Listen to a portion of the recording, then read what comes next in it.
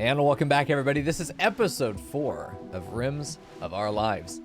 I'm Miko. It's good to see you.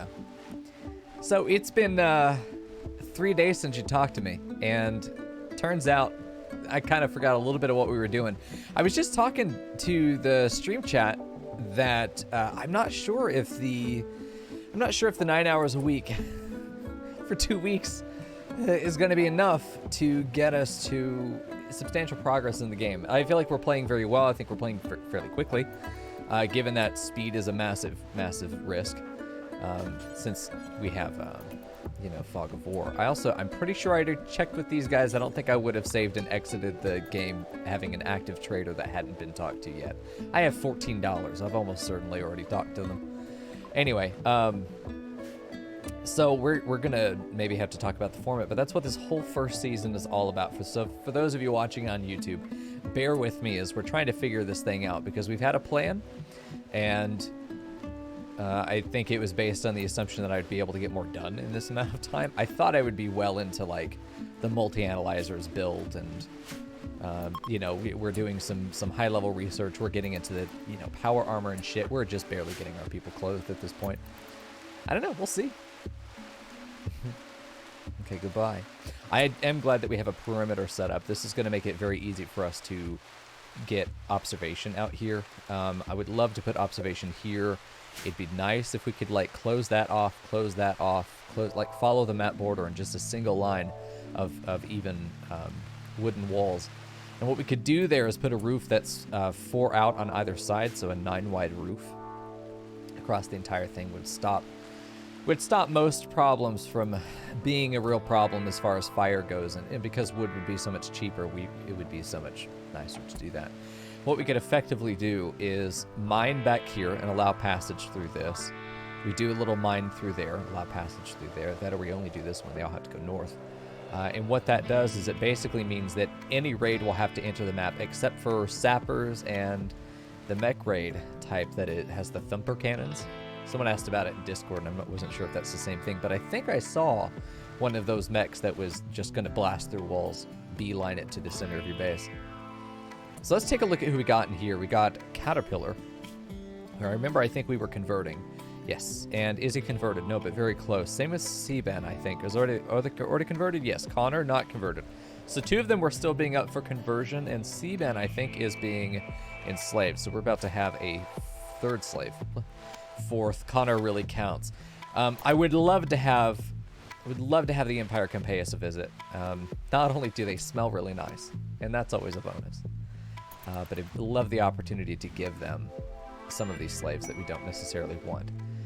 We want to keep Villain, and we were actually in the middle of a conversation about whether we wanted to integrate Villain into the community, because she's sort of the Pocahontas of this story so far, in that she, yes, was a tribal raider. She's fucked up too. God, we fucked her up. I think Emil might have even done that. Do we still have this in the log as to what happened here? No. But she's Emil's lover. Lennon got a lover with Cardelia, who was getting chased by the entire colony. As for a long time, the only femme. She was the only one here with the Virginia, which makes her a hot commodity. So Lennon gets Cardelia, then Emil says, oh, brother has a lover, I need a lover. Goes and snags Villain as the only other remaining Virginia in the colony. So I don't know if it's a matter of convenience or a matter of love. Let me put it this way. It's love. They really respect each other very well. Despite the fact that they were previously enemies, they've had deep talks, they're lovers, she's been kind, they're talking a lot. I really feel like Villain is the converted tribal. And I've learned of the errors of my ways, Villain says in chat. I mean, she converted to our religion with almost absolutely no hesitation there. She was very quick to convert. She is the only one who has been not a problem as a slave. Fagus has been arrested a couple times. Connor's currently been arrested, both of them for starting rebellion.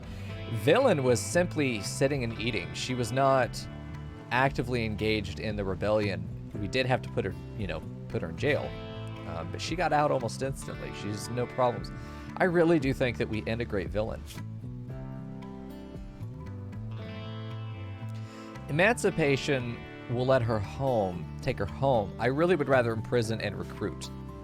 But I'm going to let chat make that decision. And I'm going to put that poll up now. And while I'm letting you vote on that, hold on. While I'm letting you vote on that, I want to talk about some bullet points of the plot that I've put together now that are going to give us a little bit more context as what I think is going on here in general, sort of around the colony. So the enemies do follow Fog of War rules, as in they won't target a colonist that they can't see, or they won't target a colonist until they've been spotted. Then they'll try and go to that location. As far as I understand, that's the AI that I've observed. Mortar raids will still fire mortars accurately on the colony, and I'm assuming that they are running off of scouting that was done in previous raids. I think that's the narrative explanation. They know where my base is. They're not aiming at colonists, they're aiming at the base. So the base isn't something that is gonna be moving, like picking it up and shoving it over somewhere else. So they're gonna fire on where they know the base is, and if they hit somebody, they hit somebody, you know. Okay, so Villain's Fate is what I think we're gonna call this one. Not emancipate, but hire? Conscript and marry Emil. Well, conscript and marry, or remain a slave. Remain an employee. Remain an employee forever. I'm gonna let chat make this decision here. 1 or 2 in chat. We'll get that answer out and put that up where it needs to go. So, remember when in the first episode, we had a hunting party that was coming up here, and I remember specifically noting out, like, why are they're tribals? They were tribal hunting party. Why were they so well equipped? They had guns, better guns than we have. They had really nice guns. Why? I'm thinking that, and the biggest question I had is I was taking a shower and it was like, you know, we got upset with them for hunting on our land, but who the fuck decided it was our land? We did. What if we're the trespassers? I think we're the trespassers. And that hunting party, they didn't know we were here. And then they were like, what the fuck is this? They went off to hunt. We got upset with them for being on our land. They're like, the fuck do you mean your land? I mean, I'm really, that's why I'm thinking about Pocahontas, villainous Pocahontas, is I'm really thinking that that's the story that we're running into. We're kind of the British colonists coming in and be like, "Dis my home now," sitting on your neighbor's coffee table, you know? I think that we're imperial colonials.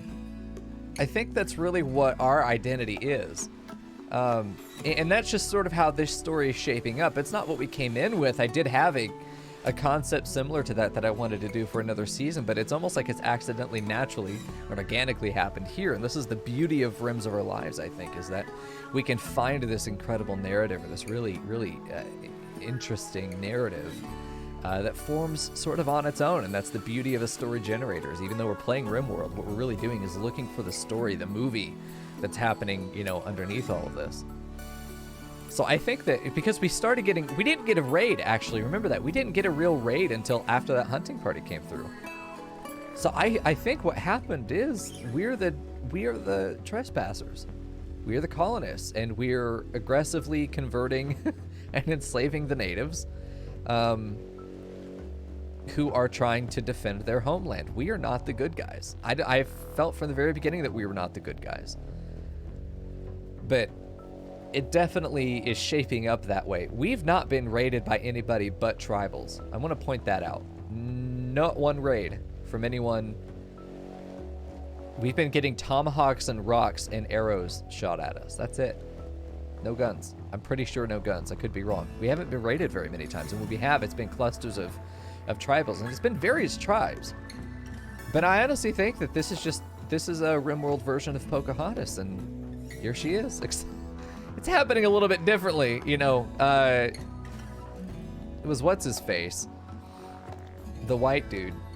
He was the prisoner, and they almost executed him. But then she like threw herself over him, or whatever. I haven't watched Disney in forever. But now we just locked up Pocahontas, but it's not very far from what I understand. Have we ever been the good guys? When we ran the pizza delivery service, we were the best guys. Yeah. Yeah, and the tribal guys in their hunting party, they're big guns. I think they took those from other colonists. That's what I was thinking, is that they took those from the other colonists that came from the Empire. That those are war spoils from the fallen our predecessors. I think that's incredible. All right, what's our vote at? So to me, it just all came together as to what the... Oh, yeah, it's a unanimous vote for conscripted Mary. There you go. Dude, congrats and Mill. All right, we are going to go ahead and imprison her, but I have a feeling that this doesn't actually work as long as I have this. There's something weird about how the mods are working. I think it's the Arrest Here mod or something like that. Provisional helpers. A legendary heavy SMG and a mega screen TV. Fucking K. Kona. Lend him 5... Can I lend him slaves? Because if I can, that's incredible. I'd give him my slaves. I mean, it's legend. It's still only a heavy SMG. I mean, eventually it's not going to be worth very much. Can I really send him 5 slaves?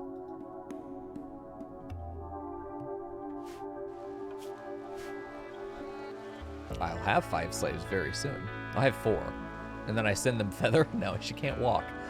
She's got Ablasia. We're just holding on to her until she's gone. When does she leave, by the way? She's part of a quest, but I can never find those. Like a button. It's like quests that they belong to, but I don't know. Take a look at this.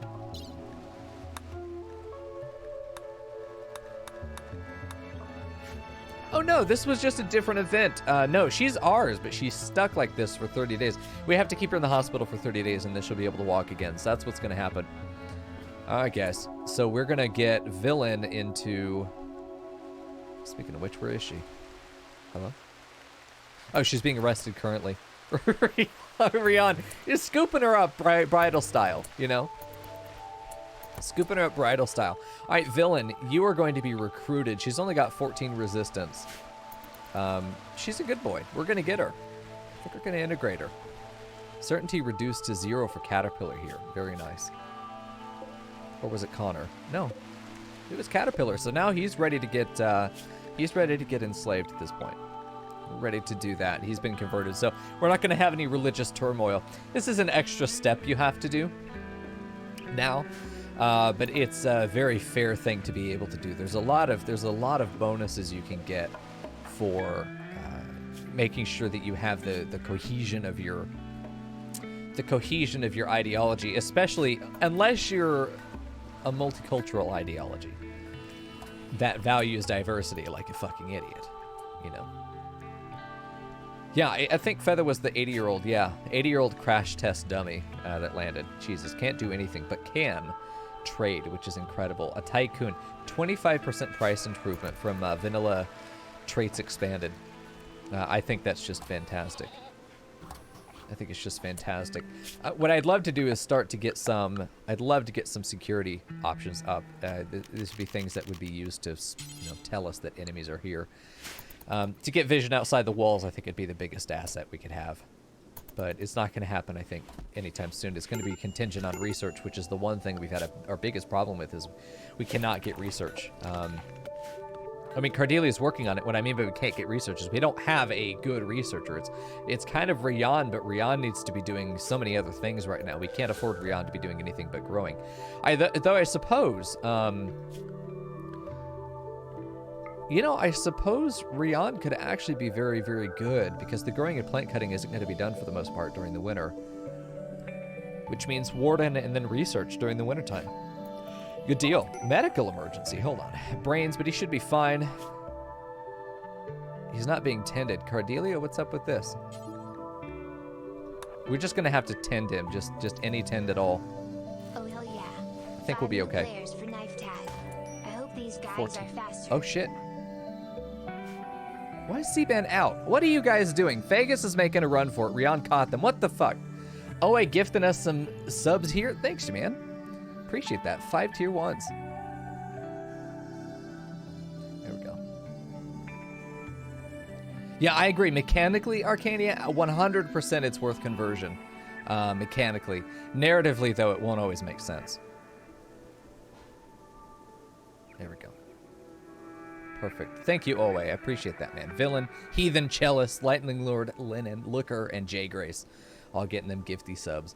All right, Rian, I think... Okay, so if I have to choose one of the two of these to be taken and kept... Vegas is... honestly, Vegas. Hey, oh, you and me are gonna be best friends forever. That's right. Can't have unsubbed people watching. Can we now? I agree. The fucking dirty unsubs. Unclean, unwashed, unconverted, unconscripted. At best, militia. Not probably worthy of an army position, you know? Thank you. Appreciate that. Getting them subs in there. 15-month streak, dude. Oh, wait. Killing it. All right. So I think C-Band's worth a lot more to us. The animal care, the construction, the mining, the very neurotic groundbreaker. This is an incredible pawn for us. Can't talk. Great deal. Vegas lost a lung. He has bled for this colony, but I don't want him to leave because I don't want to show any weakness. So Emil, go and chase him down if you can. Emil's not necessarily in a position to catch him. I don't know that anybody other than Rian is. I think we're gonna have to swap this. And Emil, I don't want to kill C-Band, but I don't, it's not Siobhan. It's not, that's not how you spell Siobhan, but I don't know if that's how they'd want this pronounced. If it was like some bougie idiot spelling of like somebody who spells Ashley, Aschleigh, that kind of shit. Ugh. Vegas is probably going to go cut out straight right there. We want to get Rian to right here so that he can shoot through that, and then, well, we want to get him to right there, I think, because we wanted to be able to get around real quick. There we go. Okay. This Vegas pawn is your spirit, Vegas. Honestly, I love this pawn. This is my favorite thing about the way that we play is that everything is interesting. Oh shit, Vegas, you made a mistake. Where is he going? He's attacking us. Good deal. Cardelia, come help. Go punch him. They're all going after Rian. I thought they were making a run for it. No, they're not. Brains, stay in bed. You can't get up anyway. Are you gonna live? I don't know if Brains is gonna live. I think he's dead to the plague, I'm gonna be honest with you. I think he's fucking dead to the plague. Where are my colonists? Where is Lennon? He's over. God damn it, Lennon, get over here. Just punch them. It might even be time to execute Vegas. I don't know. Okay, back up, Rian. We know that they're coming after us, so we want to get into a position. I don't want you to fire. Please, for the love of God, do not fire the fucking charged SMG. Emil, don't kill her. Jesus, they're all going to be so fucking dead if we just let them fire at will. Rian can, because his gun's less likely to murder. These two guns will murder a couple of unarmed servants. No, okay, C-Band's running. Not anymore, never mind. If we could just, like, poke them with their gun every now and then, I think that that's good. Lennon, maybe go start punching her. Cardelia, go punch Vegas. We want to bring them down non-lethally. Go punch Vegas. Emil, you stand by and ensure that they don't actually get anywhere. We do have visual on the other three, so we should be good there. Art must not be interrupted. Fuck's sake, dude. Come on now. Here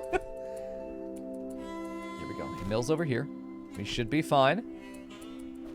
Should be fine. Hopefully nobody dies. They don't have the 50% death chance on down if they're an escaping prisoner or tempted to drop the axe, but I know C-Band's gonna go and try and pick it up. Okay, how are you doing? You've been shot a few times, I think, right? He's fine. No immediate danger. How's Brains? Is he winning?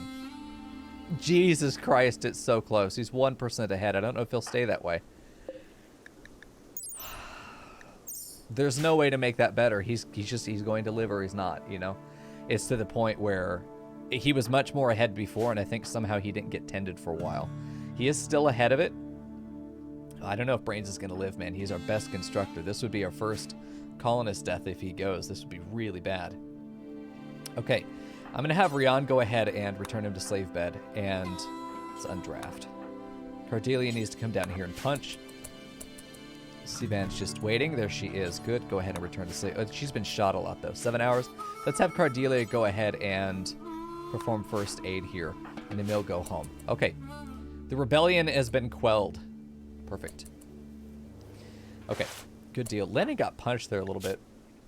You know, it'd be interesting if there was a resilience stat, or if your melee was improved from getting punched, or if you could get the, you know, some kind of benefit for having taken a lot of damage and survived it.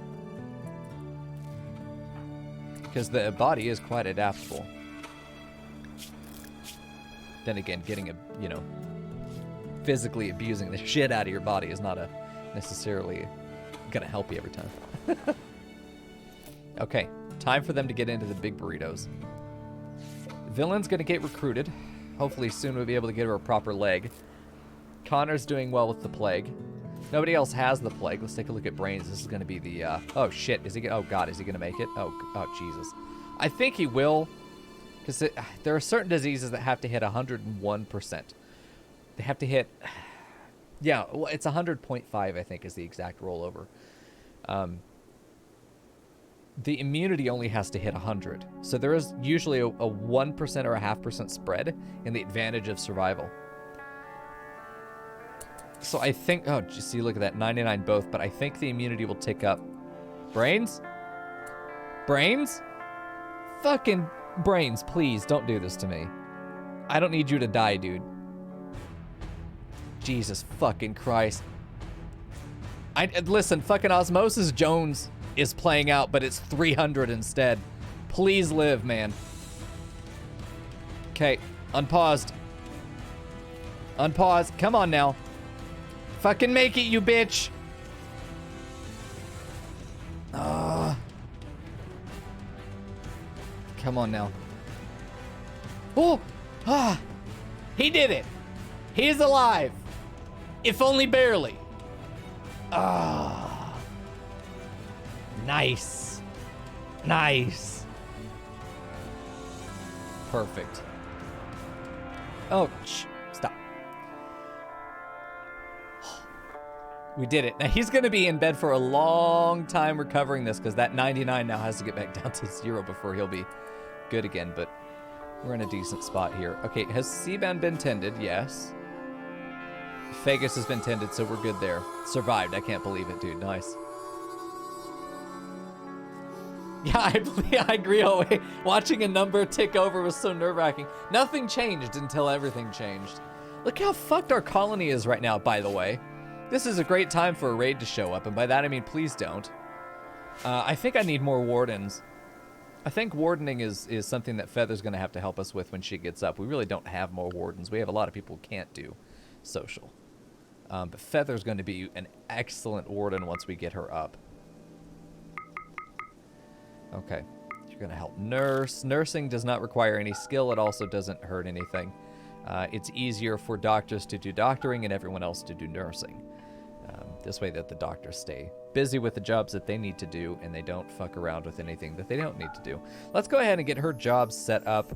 Rearming is a job that needs to be done emergency for everybody.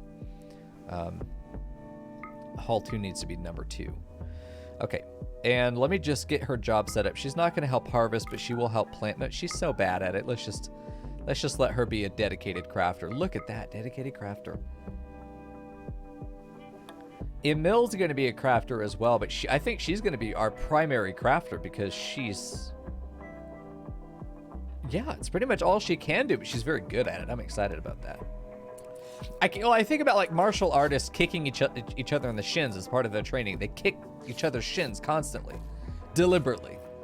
Just like whack, whack, whack, whack on the bone to strengthen it or to get over the pain and get rid of the pain. Tempering the body's response to pain is a big thing. Look at all of our baby sheeps, dude. We've still got Lolly and Lexi here, which we need to hopefully get some of this in soon.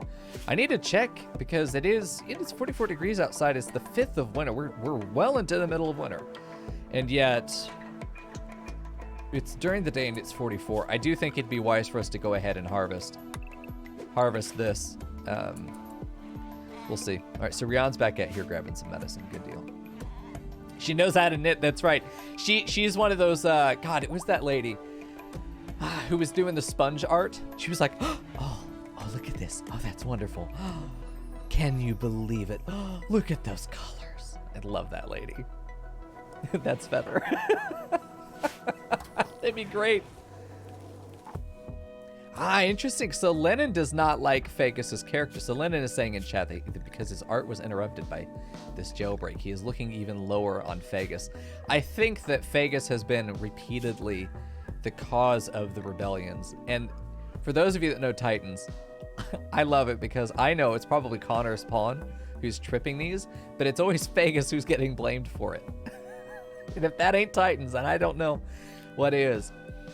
I wonder if we have a ritual sacrifice of, a public execution of Phagus. Not Connor. No. He's pure. Can only be done to prisoner. We'd have to arrest him. For a spectacular one, which we're not likely to get, we would need more participants. Villain's not participating, and Caterpillar's not participating because they're back there. I don't know.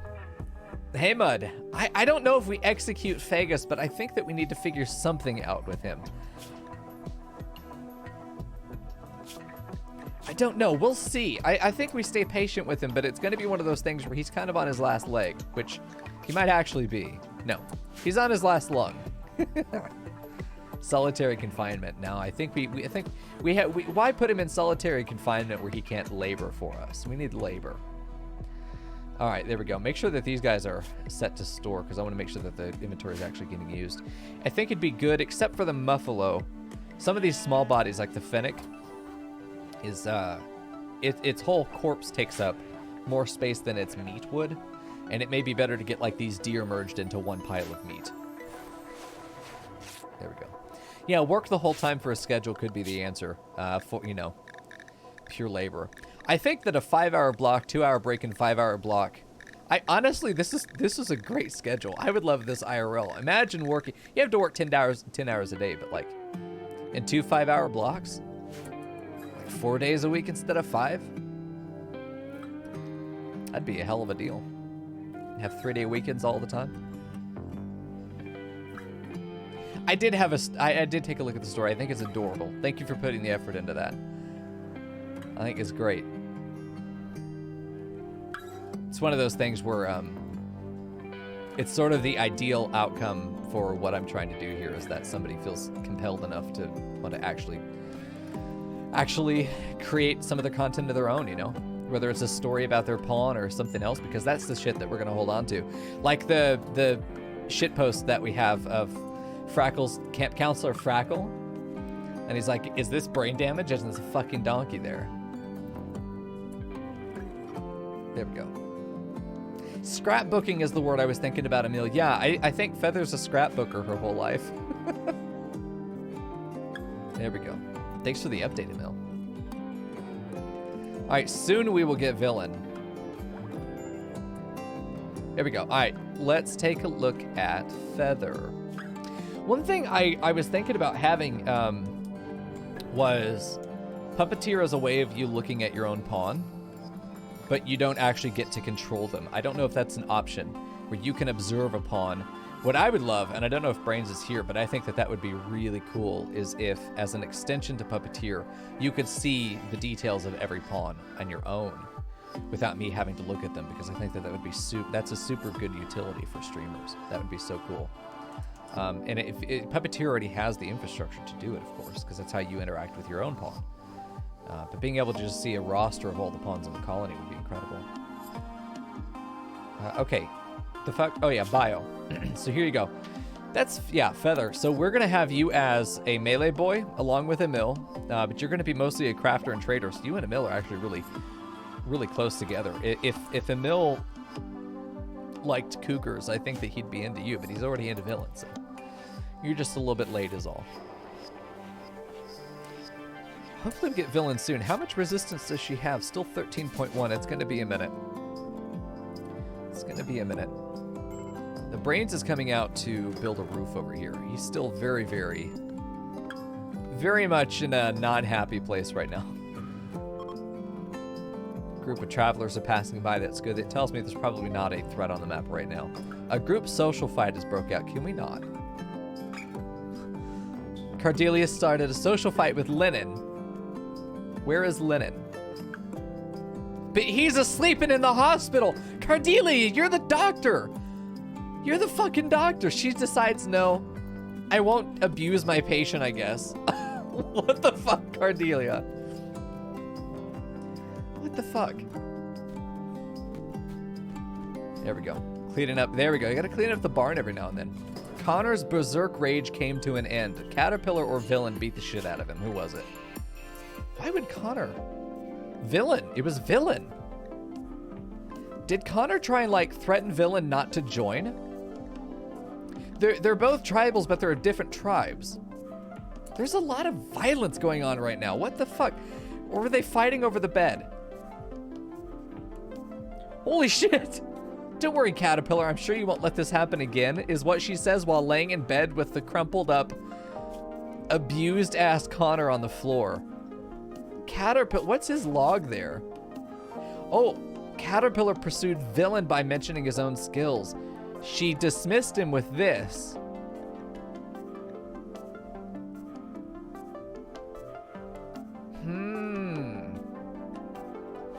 So that turned him on, Mr. Caterpillar. And then she said, no thanks, I belong to Emil. I think, honestly, she has the intent of joining us. She turned him down in favor of Emil. I think that's great. What did Connor do to her? Just punched her in the leg. Punched her in the leg, and this is what she did to him? Holy shit. She cracked his collarbone, bruised him in the ribs twice, bruised his shoulder, bruised his arm, God, cracked his forearm, and bruised his leg back. What the fuck, Villain?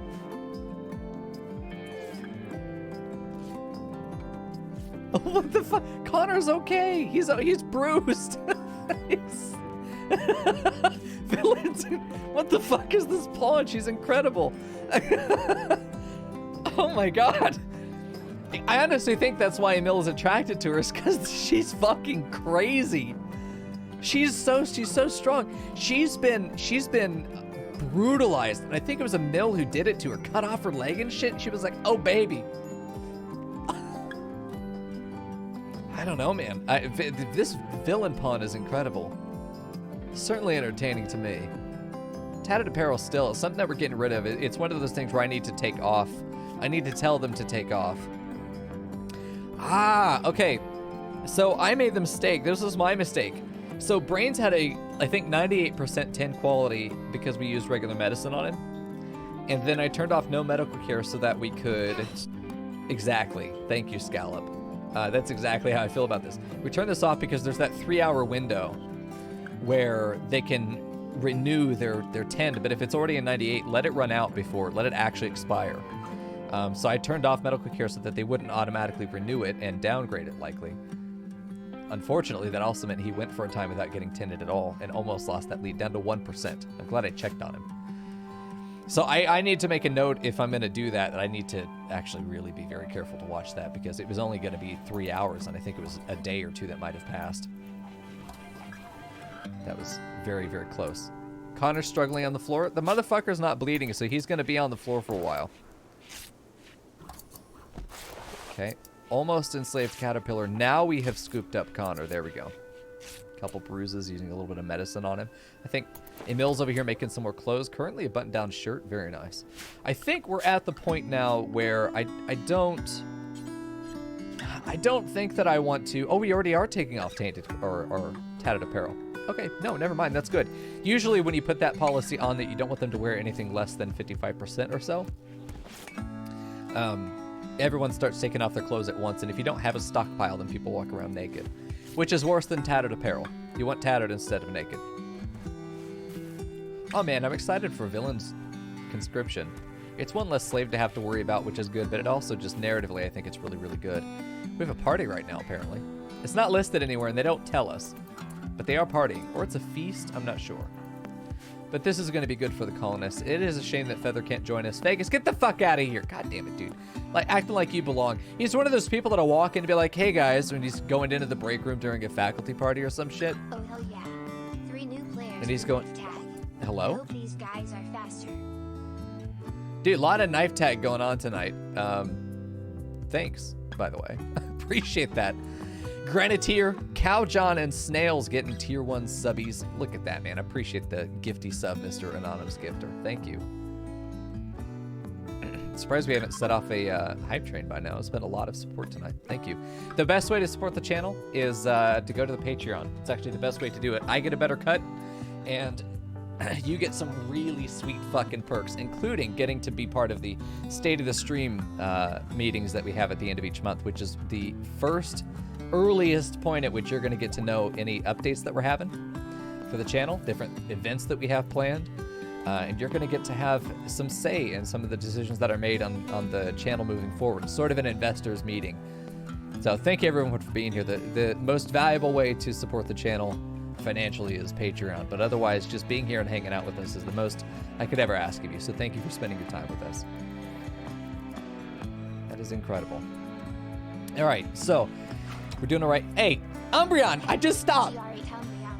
You and me are gonna be best friends forever. Nah, this streak is better than Patreon. Mike, one more. That's fair. That's fair. I've heard that from some people that got the 20-month or 22-month streaks and they want to keep those. I don't blame you. I would too. Do whatever you want. Also, hi Frackle. It's good to see you. I bet you could take Fagus one-on-one. This motherfucker is just constantly bandaged. I mean, if we were to take a look at time in colony versus time wounded, I don't know if that's kept in his stats. Aiming time, no. I want to see his records. It's his records. I'm gonna check his records. Okay. I really want to know. Time as a colonist, 33 days. Time as a prisoner, 7 days. Time in bed, 17 days. For medical reasons, 4.2 days. Time down, 2.5 days. Time in mental state, 7 seconds. That didn't last long. Time hauling, 2.8 days. Not bad. He's doing a lot of work there. This is a good way, by the way, to check your colonist's effectiveness. If you have them, you set up the work priority, you can see the division of time that they're spending on various things. 6.1 days cleaning. That's very nice. Let's see. Miscellaneous. I want to see... Tens received 36. Compared to anybody, damage taken 467. Compared to everybody else, that's an incredible amount, I'm sure. He killed somebody. Who the fuck did Fagus kill? Who the fuck did Fagus? He's a murderer. Damn, dude. I would love for there to be a record for time spent injured. Any injury. That isn't any non-chronic injury, you know? Because that would be incredible. Fagus has spent most of his time here in the colony just walking around with damage. I'm feeling a raid coming on. Maybe it's just the spooky music, but I'm feeling a raid coming on. Remember that the music is separate from the game itself, so even if there was a raid on the map, it would not change the music over for me because I don't have it. It's off. I have the in-game music off, so I get no hints. There we go. You had an early finishing shot. Oh, you think? Ah, you might have, Emil. Yeah. So you guys binging this on YouTube, but you're seeing it in order. There are days in between each of these episodes, so forgive me if I'm forgetful of things that you literally just watched. No, Leandre, no. You play Tails. You play Tails. Let me play the RimWorld. Then we'll handle this. I really have been enjoying 1.3. And I think the responses I've heard... What the fuck is this thing doing here? The responses I've heard from other people as well have been very positive toward 1.3. I'm so paranoid of this north section being a threat. I feel like I want to get another trap over in this area somewhere. It's hard to know where, though. It's hard to know where to put this one. I think it could be a safe bet that we might... If we see more fighting down here, we're probably going to see some threats here at the corner of the barn. Nah, not really. This is a good spot to put it, then. There we go. I think 1.3 is... But it's just another extension of Rims of Our Lives. Everything we were doing in 1.1 with Rims of Our Lives has almost been made vanilla at this point, so that's really cool.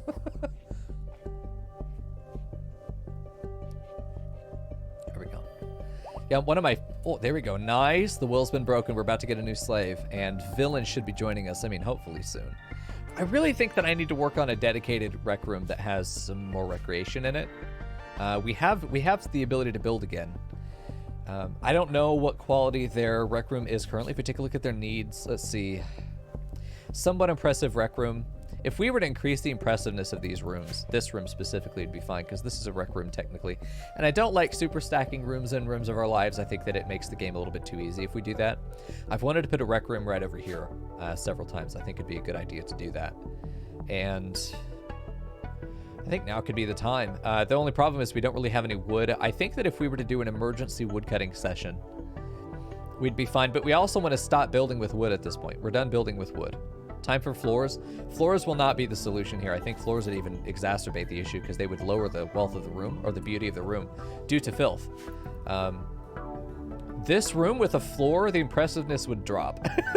That's the cleanest way of illustrating the problem with floors in RimWorld. That's the cleanest explanation I'm going to ever be able to give you. All right, let's put this right over there and go ahead and get rid of this one. And we can't move the sign. Fuck, let these be uninstallable. Come on. I'll build a copy over here. I just like the idea that we have this next to it. We put our own trade post. Usually I like to build a building that is the trade depot. This is where a big warehouse is, usually where all of our orbital beacons are. So it's in one room, and that's where all the trade happens. I usually don't want to put the trade in sort of the inner sanctum either. We'd want to put the trade depot maybe out here somewhere. We would want to put it in a place that would be conveniently intercepted by raiders. But we don't want to put it in a place where... If there were hostilities, that we'd be in the middle of them. Okay, so we're going to take a look at building, and I'm just going to let things go. If I hear a gunshot, we'll pause. I'll just see how my reaction time is. Okay, so let's think about Rec Room. Oh, nice. Okay. We also have more dev points going in. We only need 12 to be able to get the next upgrade here. I'm not sure what we'll want, but Caterpillar is in. Let's go ahead and get the work set put in. What is Caterpillar going to do? Potentially a builder. You don't manage. You don't manage. You don't scan. You don't fish because we don't have any water. You don't write. None of those things. We could make Caterpillar write for us, although we don't have the ability to make books. A second builder would be good, along with Seaban. Because Fagus was the other builder, right? Yeah, Fagus was another builder for a writer. Was it always C? I can't remember. But we have 3 builders now, which is good. Now's a really good time to go ahead and do that. Let's get Seaban, you're not cooking. Handle the animals. Fagus, don't worry about that. We want Fagus to mine, and we want Fagus to clean. That's pretty much it. If we ever see Fagus idle, that's a really good thing. Have I played Kerbal Space Program? I did a little bit, like in 2012 or something. And then never again. I really like watching other people play it who really know what they're doing, like Quill18. I love watching him play it. Not my kind of game. I find that a lack of overall purpose, it's too sandboxy for me. A lot of the Tycoon simulation games are. It's not a criticism of the game. It's just not what I'm looking for if I'm going to spend time playing a game. I want different things than what Kerbal offers. All right, I think we're going to do a 757. 757. The key to really good building, by the way, is just mixing your odd numbers, okay? 3, 5, 7, 9. Do those. Even go up to 11 if you're feeling really spicy. I think we do this. That's going to end up being fucking 11 right there. Let's do 3 and then 5, I think. That actually just fits. Wow. Wow, look how snug that is. Holy shit, nice. Okay, and now what we can do is offer this as an entrance to the rec room. I mean, this would make the most sense as an entrance to the rec room. We could also have a double door here and here, which I think it makes sense for us to be able to cut through. I don't know if I want them cutting through, though. The dirt would be a problem. It's a rec room. They'll be fine. It's meant to be dirty. Okay, so we have an orbital trade spot here, which needs to be destroyed. We need to move that over. We're not going to put floors in here yet, but this will be another place for us to put statues, and we are out of storage space, so that's something to keep in mind. I would rather the wood get stored here, which it hasn't been so far, but that'll be there. There we go. Nice, Noland. Game dev stream when? When my game is out. When it's out, when it's ready. That's years from now. I'm not the one developing it necessarily. I'm going to be the designer. I'm learning programming because I need to understand how it works, and I'm producing mocks, mocks of different systems for myself. Sort of just homebrewing a tabletop system is what I'm doing for now, but will eventually become video games. And also writing is what I'm doing. 90% of what I'm doing is the creative elements in the background, but it's something that when it's ready, it'll be ready. I'm gonna need to be like a millionaire first, and then I'm just going to self-publish, but not sacrifice the budget for it. All right, Caterpillar's gonna help build. Good, we're gonna get started with our, let's see, we've got about 500. Let's see how much this is gonna be. Good, so it's only gonna be 250 or so granite to be able to get this door up. I'd like to start using arched doors as well. They're nice, so that's good. Name of the game, you can't say. Can't say, everything is tightly sealed. I didn't even talk about the concept because it's unique. And if I talk about the concept, someone like Blizzard's gonna come in and take it from me, and then I'm gonna end up with fucking nothing. I don't want to get paladined, you know? So I don't tell anybody that I'm not very trusting of. So. Here we go. What do you mean do I never go up to 11? What the fuck do you talk about, Lothridge? What? Is royalty, sorry, is royalty still a factor in the run? Yes. We have one right now, a freeholder. And since we are friends with the Empire, this is getting scary. We are friends with the Empire, so we are sympathetic to them, and we want to appease them. We want to get Lenin, who is our leader, both culturally and governmentally. So, yes, it is still very much a part of it. Lenin is great for it, though, and the reason we jumped on him quick is he already can't do skilled labor. So it's one of those things where when he gets to be hoity-toity and he's not doing any skilled labor, he can still do the work he's doing now. We just have to we have to build him a throne room, that's all. But that's going to be part of our command center, which is, I mean, this is going to be our dining room, this is going to be our rec room. I think we might even make this the command center. It's going to be the research and communications. So, sorry, Lander, I missed your question. Yeah, if we had our Cinderella slave, that'd be good. Hey, Trails. There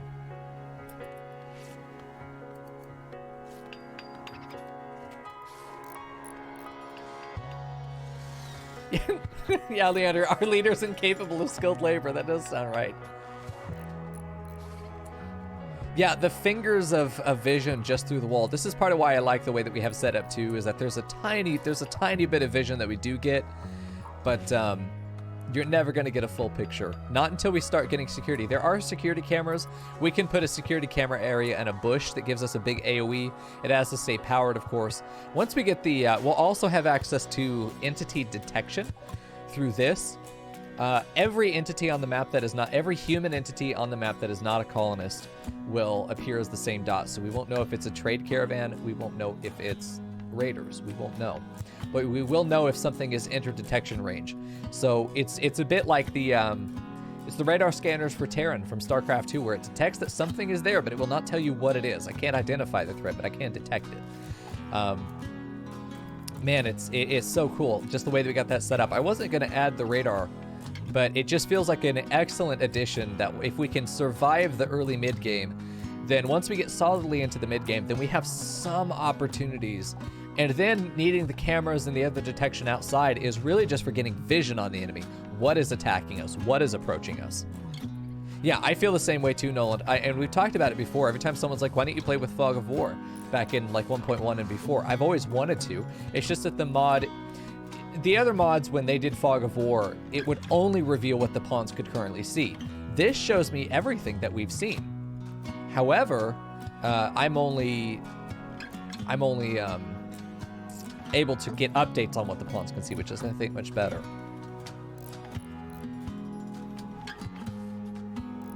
Do I need to rename that one to Miko Peak? That could be good. But it's the first Fog of War mod I've seen that really does fit exactly what I want to do, both as a player but as a presenter as well, which I think is very important. You guys can also tell, you know, because I want to be able to look out here and be like, oh, look, there's shit out there. Look, there's jade. You know, we can start looking and be like, this is the colonist memory of the area. That's really what the Fog of War is. If you can't currently observe it, then it only exists in the memory of the units. And being able to look through their memory of the environment to say, oh, shit, yeah, no, this is what we want. Why are you not being able to get stored here? What? No storage space for hay. I'm going to call bullshit on that one. We'll see. I mean, we're in a great spot. We've just got to get to a better stability, and we need to get the next research done. I think putting the command center together and getting a floored laboratory up would be good. But the more slaves we have, the more we can dedicate to research. And I do think that Rion's going to be a pretty good researcher during the winter. Oh wait, okay, it's a matter of too much quantity, I see. Okay, good deal. Thank you, Frackle. Just stuff my bird face full of hay. You got it, dude. Oh, dude, Chop grew up. What a good boy. Look at him. Chunky boys. We have a lot of, they're all boys. Damn, Vorfinia, dude, they're all boys. We need girls. There we go. Okay, we got two. Oh, Jesus Christ. I'm renaming this to Ram Ranch. Please tell me I can rename this. Yes. Ram Ranch. Perfect. All right, no storage space, that's fine. Tattered apparel, that's mostly just feather. I don't think anybody else is wearing tattered apparel because they're not allowed to. There we go. Emil has been quietly making a lot of clothing. It doesn't necessarily look like it, but he has been. Because I mean, all the slaves have all of their slave gear on, and everyone else has untattered apparel. It's only Feather who cannot be changed. It would be nice if, as part of the nursing job, you could undress and then redress a pawn. Like you could change and then make it where if their clothes were damaged, it made it had some penalty to immunity gain speed, or it had a higher risk of infection if you had dirty clothing, even tainted clothing potentially.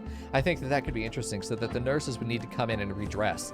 It would also make sense for there to be something like, maybe there's a hospital gown that increases immunity gain speed and lowers infection chance, increases comfort, and makes, surgery success chance and speed higher, that sort of thing. But it gives bonuses to, it would have to project that bonus onto, maybe it gives it in a 1x1 area, a 3x3 around the pawn. Any unit within that has those increased bonuses, so it increases the surgeon's chance. I'm writing this down. This is a good mod option. All right. Because we already have surgical clothing in the vanilla apparel expanded mod, but it's kind of pointless to use. It doesn't, I'm not, because I can't change a pawn's clothing. If they can't walk, they can't change clothes. Surgical clothing mod. Okay, cool. Yeah, Runicat, the idea originally was that I was not going to be playing RimWorld. I was not excited about it. There's still a little bit of it's still a little bit of trauma from the first year of streaming where I got fucked over by Twitch as hard as I did. That RimWorld has some associated anxiety with it, but I did some soul searching, and I enjoy the game. I enjoy the game. So I figure I can come back and stream it and not be miserable. That'd be good. Yeah, poor Feathers in chat doing old woman roleplay. Nice. Shit, we got Cordelia and Lennon in bed now. Good. Hopefully they're getting some lovin'. That'd be great. 2 prisoners enslaved. +1 opinion. Have not gotten any lovin' yet. My proposal was they've proposed to each other and both rejected each other? Fucking explain, please. Fucking straight people. Look at this. What? They have both proposed to each other and both been denied. Is this like a spite done? Are you winning, son? Yes, I am. Man, there's an interesting plot twist there. What the fuck is their relationship? What the fuck is their relationship? Hello? What are we doing here? Seaban doing what appears to be doing what could be described as projectile vomiting all over Feather's face, but instead is actually just spoon feeding vitamin goop. Actually, the vitamin goop is probably the closest representation to actual hospital food that we've ever seen in RimWorld, so that's pretty fair. Connor, what are we even doing with Connor? Is he converted? He is. We need to re-enslave him, but I don't know. I feel like Connor is always going to be an issue. But he has been converted. Hopefully Hopefully he's going to be fine. We need to get him into the colony. We need to get him properly enslaved. We need to get Villain integrated into the colony. We need to get these guys out of the prison. Yeah, shoving leaves in his face. Just a fistful of chopped up thyme and bay leaves. Oh shit, nice. Yes, we've needed this to get built for a while. This is good. I'd like to start putting some decorative hedges around. I think that could be cute. These hedges count as fences, by the way, so I could actually just hedge back here and have a really cute hedge wall, get rid of this fence, and then it keeps the animals in. Who knew that bushes would actually stop animals from running around all over the place?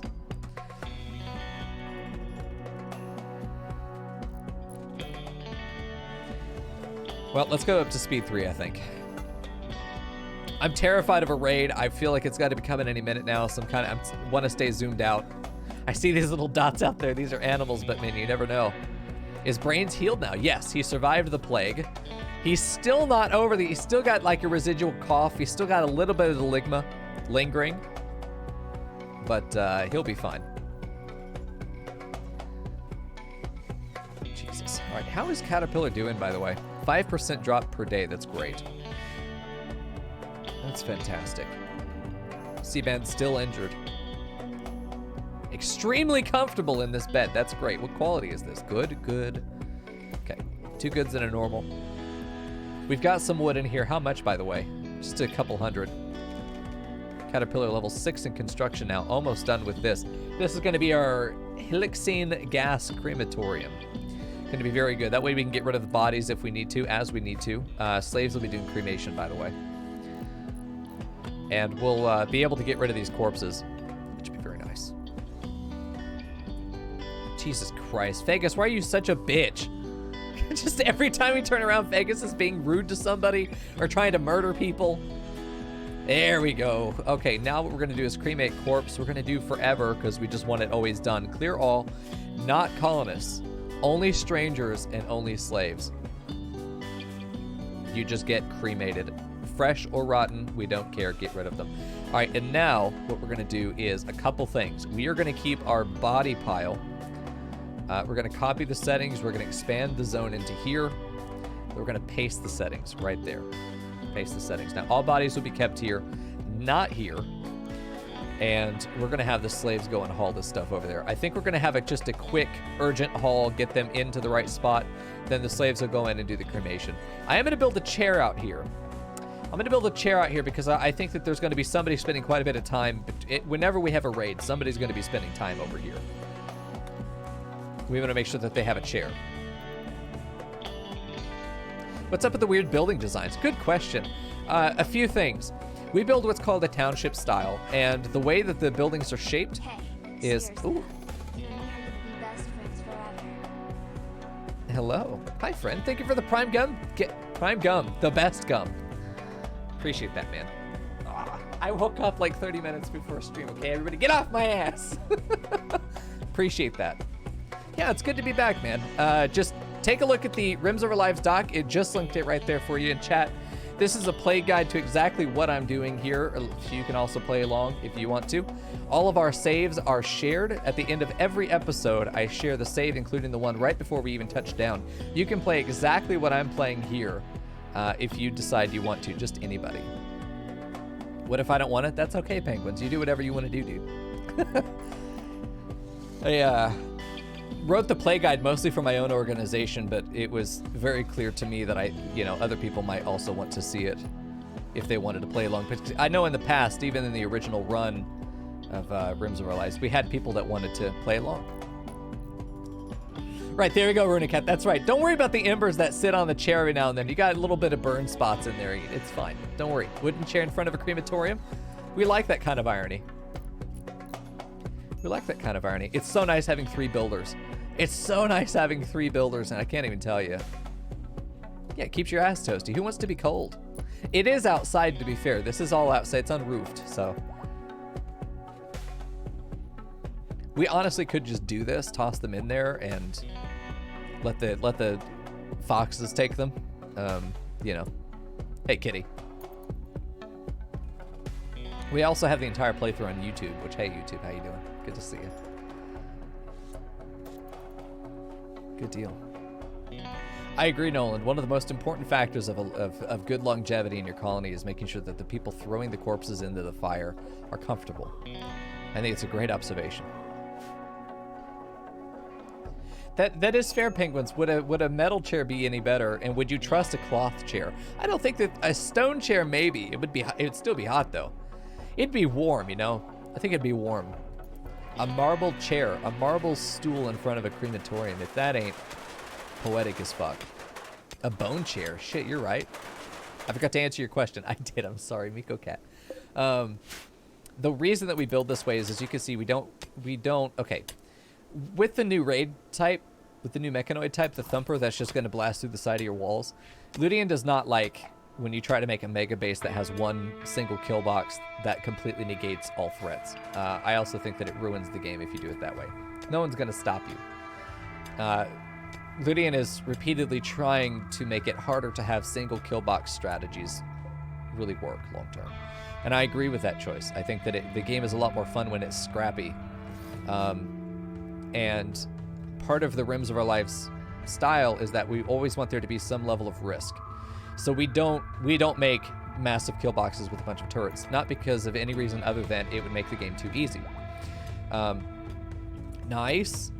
Okay, Connor's going to be reintegrated again. So the reason we build buildings like this is because they offer really good cover opportunities. So I can stand there, there, there, there, there. I've got 5 pawns in hard cover that can shoot out to the right. I've got many positions facing south that give me hard cover. So we've got the reason that we have these little divots in these little shapes is mostly for being able to fight in the streets and have cover for several shooters. So that's the reason. It's also just more interesting to me. I mean, I personally get sick of seeing the same 14 by 14 and 5 by 5 square bases. Everything, it's fuck. I mean, honestly, come on, guys, get more creative than this. You can do it, I believe. There's got to be something more than a 14 by 14 square out there. Yes! Okay, I've been waiting for this. I absolutely want to get rid of some of these guys. I think we get rid of Fagus and Connor. Connor is valuable, but he's a troublemaker. Fagus is also a troublemaker, and I think, honestly, with his 14 shooting, he's Insomniac, he's gonna be, it's just a problem. He's gonna be a problem. His mining is okay, but he's just, I think we get rid of them. To me, this would make the most sense. Remember that we have true fealty to the Empire. I would feel wrong not offering them a slave as a gift that came out here for this. What kind of men would we be if we didn't offer this? I think we give up Connor and Fagus. They're the problematic ones. Caterpillar and Seaban are new. Fagus is not being sold off. He's being handed over to the Empire. This is not for... I could sell him to slavers. I could wait for that. But he is going to the Empire where they're going to... He's had a pretty... Okay, as far as slaves are concerned, he's had a pretty luxurious life here at our colony. So that's not going to work. He goes off to the Empire, he's going to have a real hard life, I think. And I think that is kind of the punishment, is that we keep the good ones and we give them the problematic ones. He also isn't worth money, that's fair. He's only worth like $600. He really isn't worth anything. Connor's worth $1,100, it's pretty standard. Caterpillar's $1,370. Villain is worth only $1,000, but she's a good boy. $400 here for Sivan. Seaban. Probably because of the health. Yeah, shattered jaw. Very neurotic is seen as a problem. It's actually a really good one. Especially for a slave, because they have... Yeah, I think this is the deal. We keep 3. Caterpillar's a builder. Replaces Connor, I think. Yeah, let's do it. Here we go. Lenin's Acolyte ceremony. Perfect. We haven't done the other ceremony yet. I think we just forgot to do. We should have done it, I think.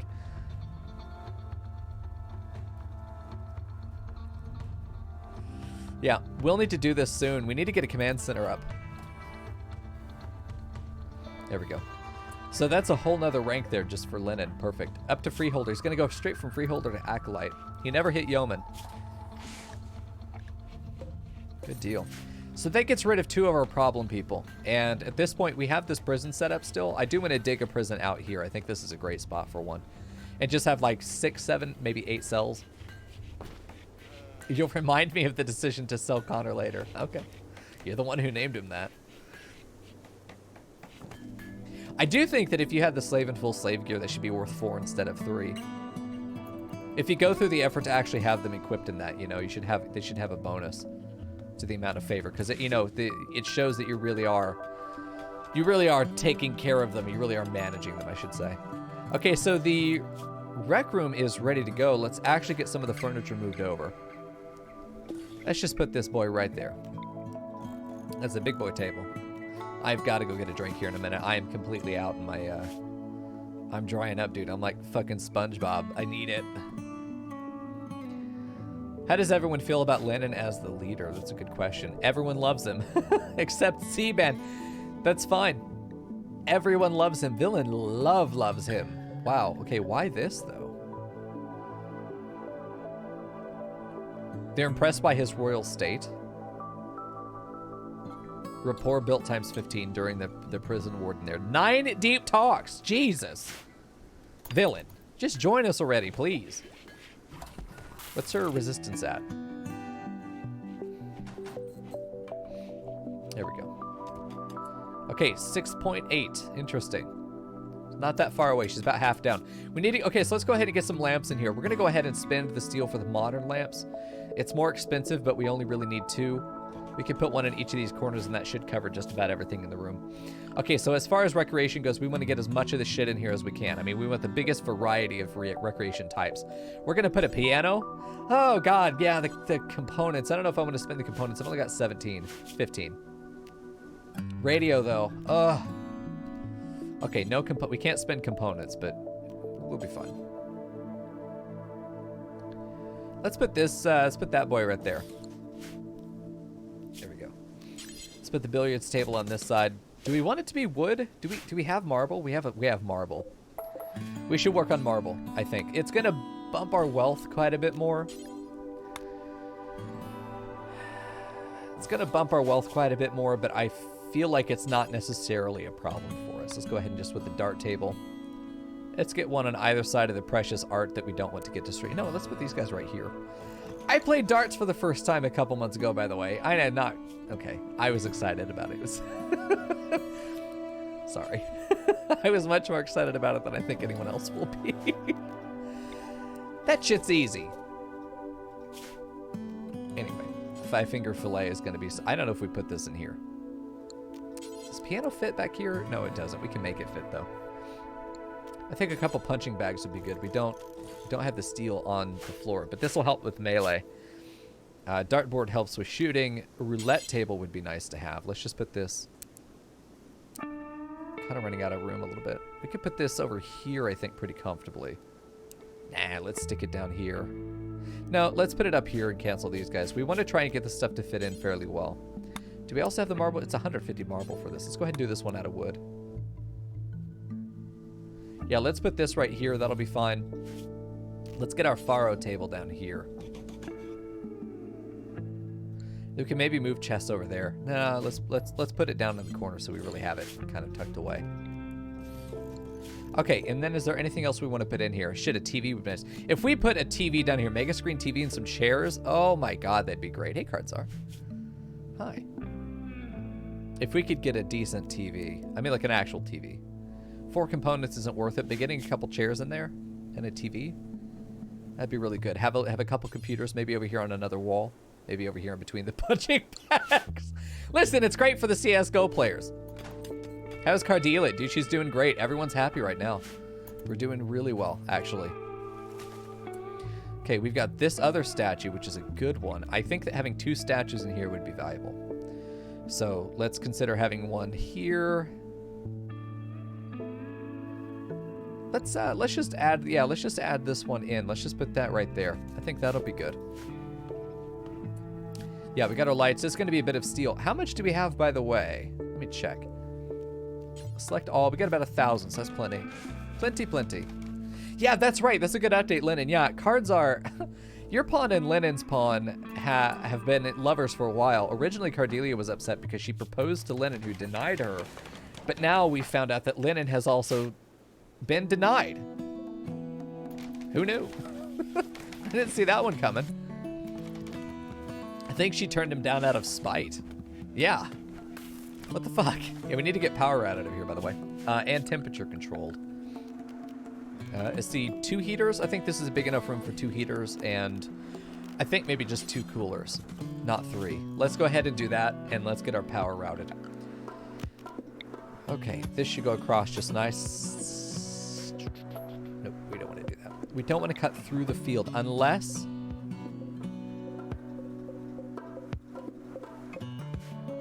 Okay. I don't know if I'll remember it, but I think it does something like this.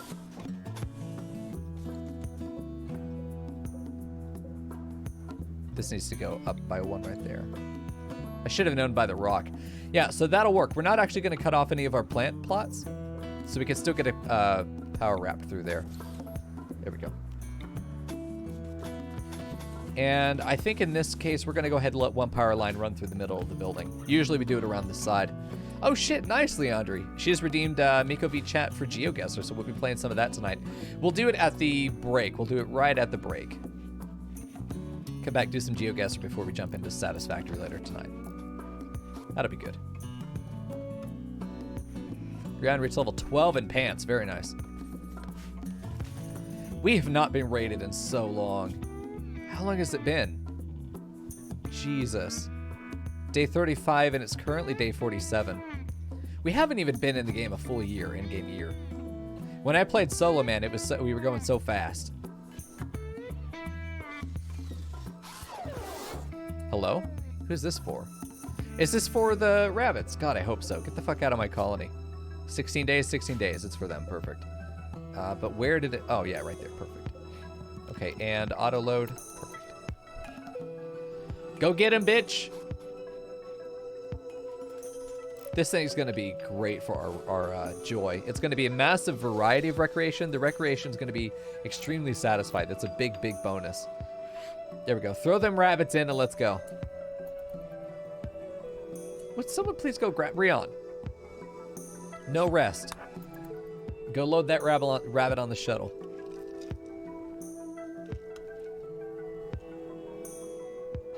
Perfect. Send it off. I don't remember what we get, but I remember it being decent. That's a person. I forgot. We accepted this quest when we had almost nobody in the colony. So I don't remember. Y'all need to get some, let's see. Y'all need to get your pawn names in there. Let me see. Manage rewards queue. There we go. So we have Matt and Cole. God damn it. Get out of here. Fucking nerds. It's a lady too. So neither of those names fit. If you got a lady name, get it in there. Liam is one. New slave? No, she's a colonist. She's non-combatant, pyromaniac, teetotaler, and anxious. Jesus Christ. Double passion in plants, though, and cooking, and crafting, and construction. She's not great, but she is a pawn. What's interesting about her is she has a lot of shit going on. This is a very interesting pawn. All right, we're going to let her get attached there. Let's go ahead and copy this and paste this in for all of our other pawns. And we want to see. Let's get that set up with recreation for 2 hours with everybody else, a little bit of social bonding time, and then get the fuck to work. Perfect. Ophelia, Amelia. Jeez. All right. All right, Tico, we're going to take this one first. Feminine name is going to be Cardzar's name, Amelia. All right, bio. See, here we go. Amelia is going to be an apprentice. And what I mean by apprentice is she's not really good at anything. She's kind of okay at everything. She's kind of good at everything. She's okay at everything. That's what I mean. So let's go ahead and get her job set up real quick. Let's put on speed 1.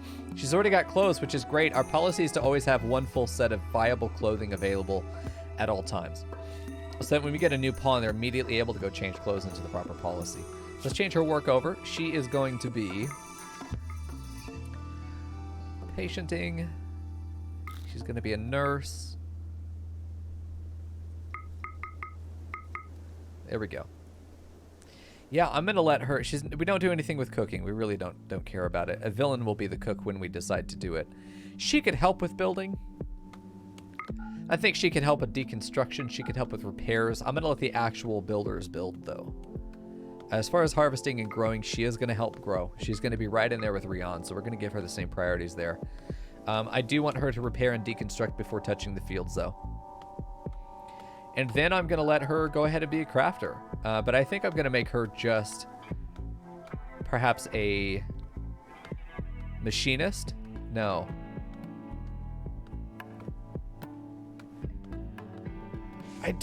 I really want to save. You know what? Let's just let her build up her skill. Let's let her build up her skill. I would love to have a researcher. Out of all of our pawns, none of them are researchers, man. Rough. All right, let's go speed 3. Speed 3 through the night. Why do we not have power over here? Oh, because this didn't get built. The one little segment. Perfect.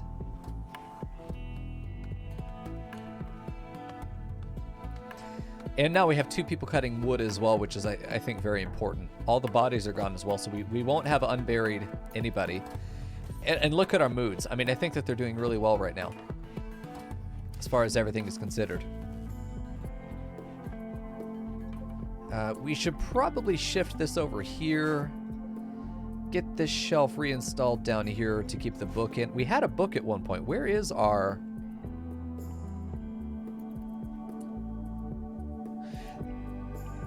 We had a book, didn't we? We bought, what was it, a crafting or a medical book? Where is our book? It was supposed to get stored here, but... Was it in... It was a guns book. It was a shooting book. Okay. Did somebody have it in their inventory?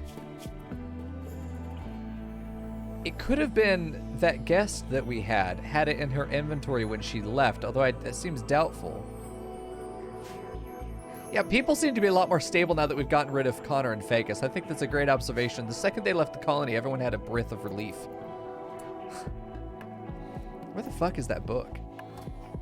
That book cost us every penny we had at the time. That was an extremely expensive book. Yeah, I'm thinking more about this. I don't want to do it. When it comes about Royal Ascent, we're not trying to get off the planet. We're trying to keep the planet. Trying to keep my dick. God damn it. It was a guns book. Yeah, interesting. Oh, Frackle! No! Oh my god, why? We hit our population cap for adult male sheep, and Frackle had to go. He was organizing them, I'm sure. Oh, too many boys. Vorfinia killed him. We're only allowed to have, I think, 3 adult male sheep, or 2 for breeding. And Frackle, it was Chip. I guarantee you it was Chip. There can only be one father. Oh my god. Ram Ranch leader. Oh no, there was another one. We also killed Chop. Dude, Chip! What a bastard! Oh my god, I'm renaming him. Fuck you, Chip. There we go. There we go. There's the button. Chip Scar. He's Chip Scar, dude. He's gonna end up dead next, and we know it's gonna be Ram 2. Watch. We're losing this game of social deception. Jesus Christ. He killed Mufasa and Simba and now rules the kingdom. Before Finny gave birth, we have another little lammy boy. Dude, they're all so sweet. So tiny. So precious. It's the 10th of winter and it's been very mild. It's 46 degrees outside. I don't think we're going to get to plant anymore during the winter here, but I am going to turn sowing on, I think, on the 15th. It's been a pretty mild winter. It's been good. Our first winter usually is, hey, I hope you like I hope you like cold snaps. All right, let's go ahead and do 5x5 plot. Let's do like formal plots over here. Let's do some formal planting because we know we're probably going to keep the space up either for, well, we're going to probably build our command center in here, but I think just having these up for now is good. Probably could build them along here, but this is fine. Yeah, we might get fucked. Like, we're probably going to get like a cold snap on the 1st of spring or something. Typical. Okay, you're going to be tomatoes. You're going to be onions. You're going to be sugar. You're going to be agave. And you might be cabbage. Let's do cabbage. Nico, get drink? That's right. Let me pause real quick. I will be right back, guys. And I'm going to go get a drink. 1 minute. 60 seconds. Okay, BRB.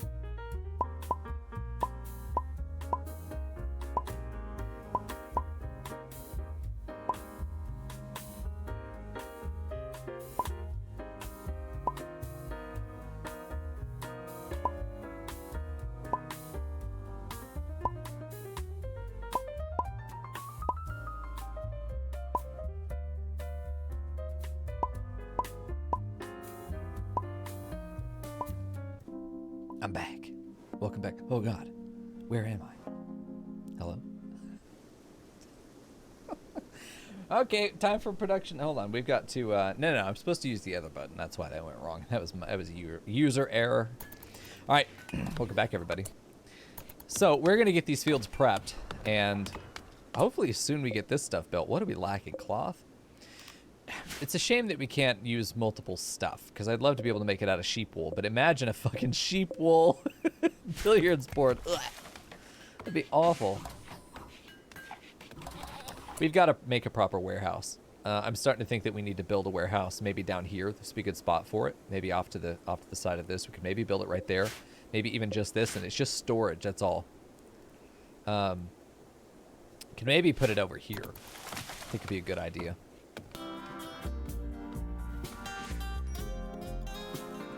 Slave rebellion likely. Fucking who? Caterpillar. The new Connor.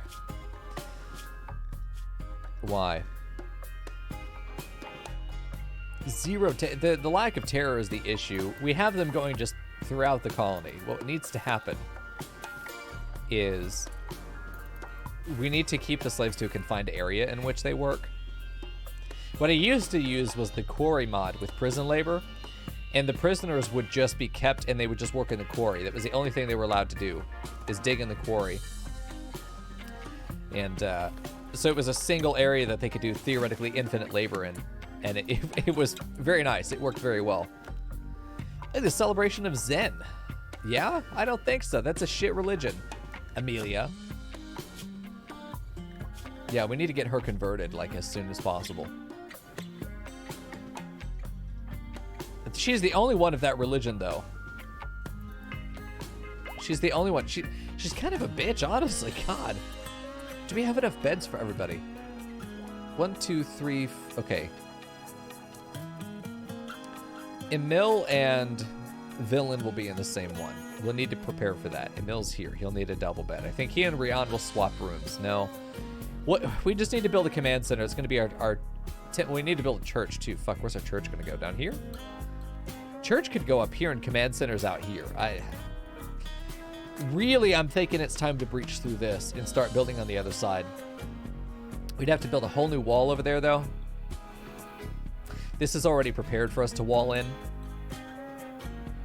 I wonder if it's time for us to go ahead and do a ritual conversion on Amelia. 70%, we have a 50-50, it's a 50-50 chance of it being effective. I have very, very good odds of it working or being masterful. Let's go ahead and do this. Everyone's involved too, except Villain. Fuck Villain right now. All right, we're ready.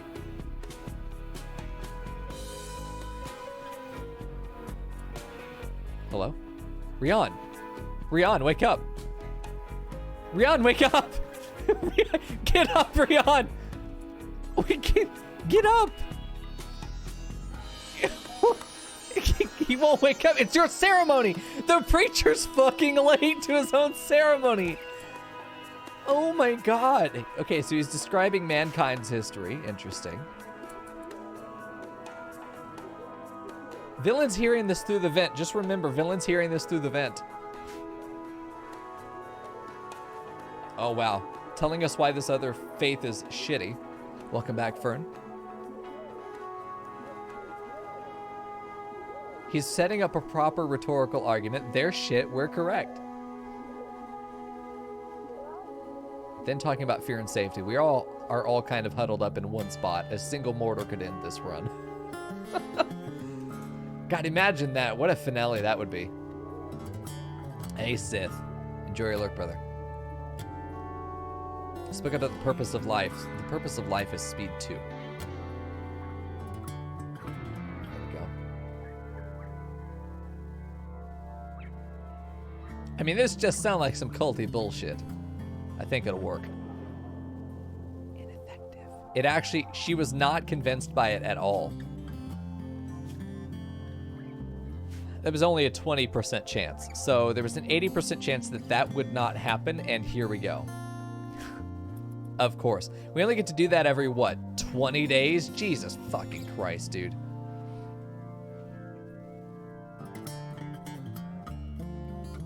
Rough. Yeah, Villain would be the only survivor. Wouldn't that be amazing? We've had stories like that.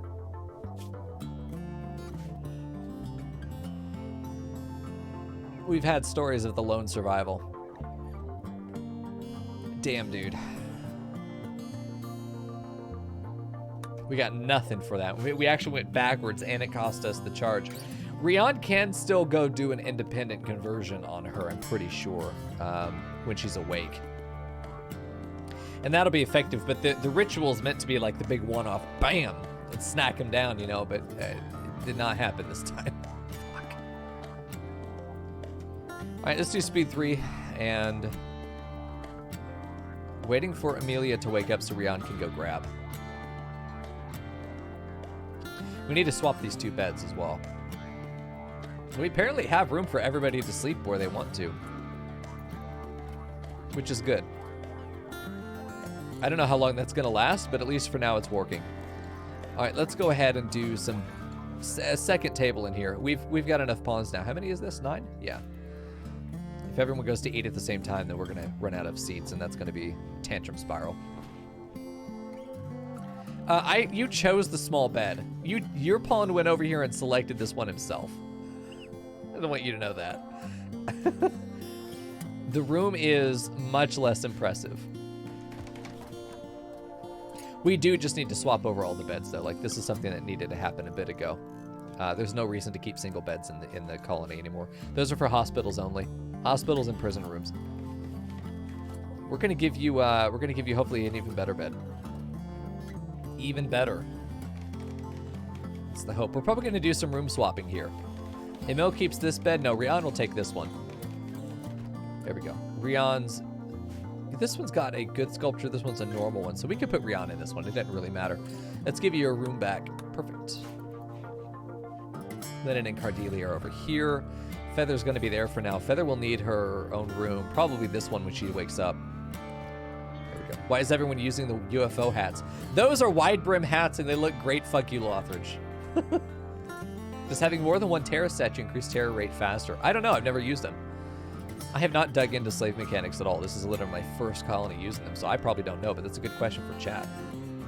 Maybe Frackle knows. I don't know if in his sciencing he's looked at any of that. Why is this stuff done? We still lost. Lack of marble, still lack of cloth is the big issue. I think we do cloth over here. Temporarily, until we build up a stock of stone again. This is telling us to make granite. I really do think that if we have the other stones on the map, we have slate over here. Let's start going for slate. There's a lot of slate on the ground. If you can't find any marble, then go for slate. In fact, let's just go for slate for now.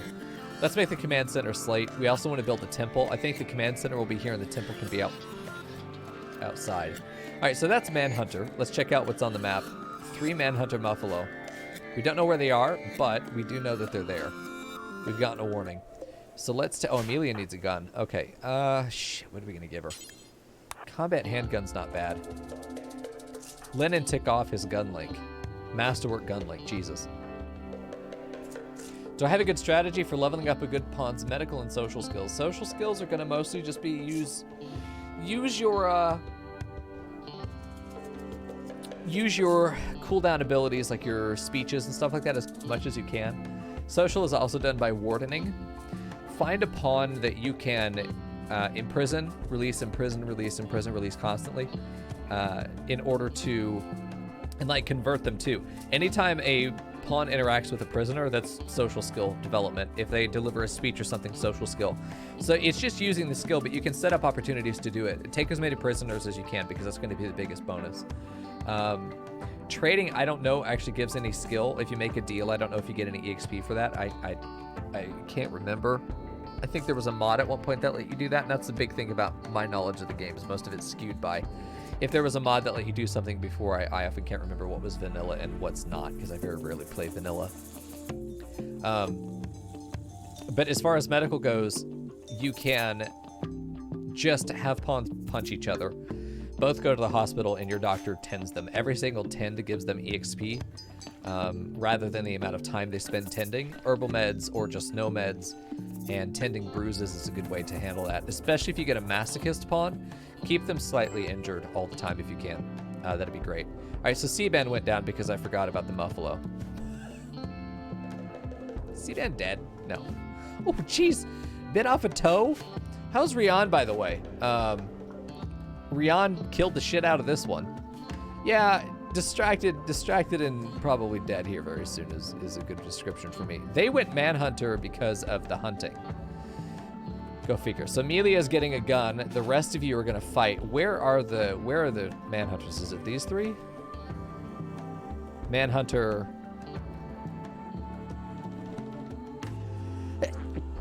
So there's only one Manhunter over here, and it's this one. I don't know where the others are. We should be prepared for them to run into the base, though. Let's head south and help Rian. Rian's going to go up this way, probably get caught there, but we can hold off here. And then I need Villain to stay inside. And I need Caterpillar to come down here and tank. Probably actually go rescue C-Band. We'll do that.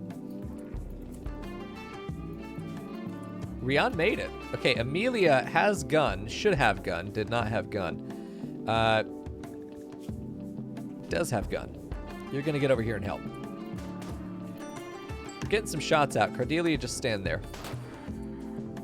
Rian, tank a little bit. There we go. Good shots. She's in perfect range with this thing. Within 4 tiles, it's fucking dead. There's no chance.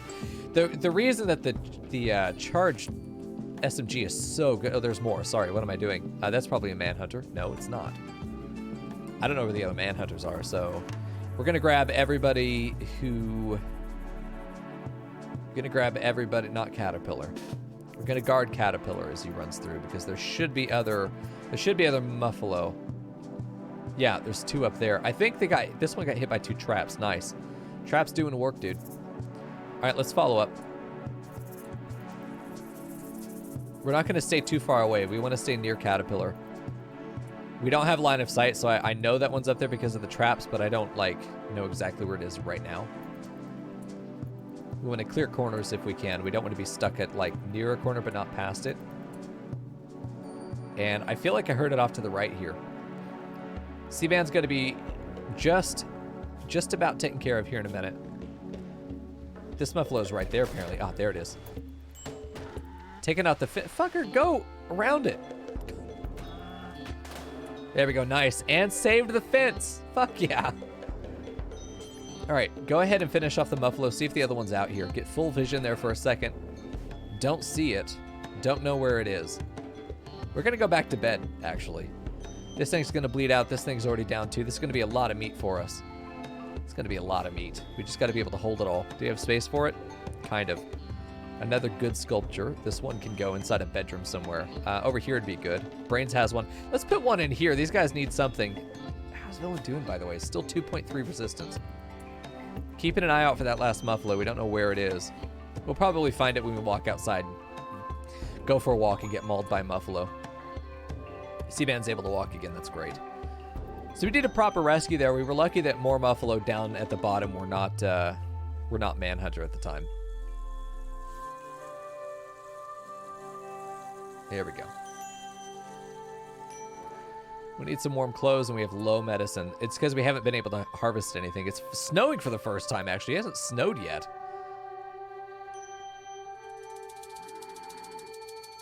Here we go. I hear it, but I don't see it. We should probably go out and hunt it, but I want them to have a full night's sleep first. I hear it, like, out here. It sounds like it's off to the right. Alright, Emil's outside. That might have aggroed it. Not seeing it. Okay, we're up enough that let's go. It's not displaying Amelia's weapon under her portrait. Because I think this is just part of her inventory as opposed to being equipped. Pick up. Oh, she's incapable. Wait, did she fire that gun? Is that a loophole for non-violent pawns? Is that if you have them pick it up into their inventory, they'll still fire it if you draft them once they have it? That's a weird loophole with that mod. Oops, I didn't mean to do that. I forgot she was non-hostile. Okay, let's get up onto the... There we go. Perfect. We're able to get a good shot here. We're able to see what's going on. Lennon needs to get there. Cordelia there. And there, he's dead. Look at that. Look how effective this was. Now, obviously, if there's a raider, they're just going to jump over this fence and attack Rion, but that's what Emil's there for. We put 3 shooters there and a melee boy right there, or 2 melee boys right there is really good, too. So that's all the Muffalo down. Very good. Let's go ahead and take this guy out. Go ahead and grab one of those ship chunks, just because it's going to make it a lot easier for us to have a couple more. That's too far away. I don't want to go for that right now. If we're ever out there anyway, we'll probably go grab that one. We're not going to deal with it right now, though. All right, Amelia's also good. Get out of here. So Amelia being a non-combatant, but a very good trader is going to be interesting to me. Oh, no, not her. What the fuck does Amelia do? Never mind. Hold on. She's a grower. That's it. She's primarily a grower, and then she supports crafting.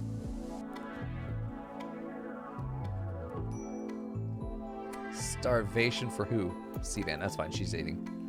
She's eating now. We're not worried about it. How is the dining room right now? Somewhat impressive. That's enough. That's a +4. That's good. +3 or +4. Somewhere in there. It's going to be getting very cold here very soon. 57 degrees in here because it's attached to a freezer. We want to keep the bedrooms above 62. So 65 is fine. It's kind of close, but it's okay. We want to add another heater in here is the answer. We need to add another heater in there.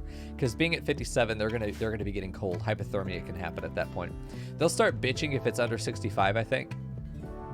62 is when they start to actually have concerns. Ancient artifact, the Deadlight. Oh boy, we know that Emil wants this. It's one of our religious artifacts that we don't get to equip it. We don't actually get to use it. As far as I know. Market value 5,000. We'd never sell it though, of course.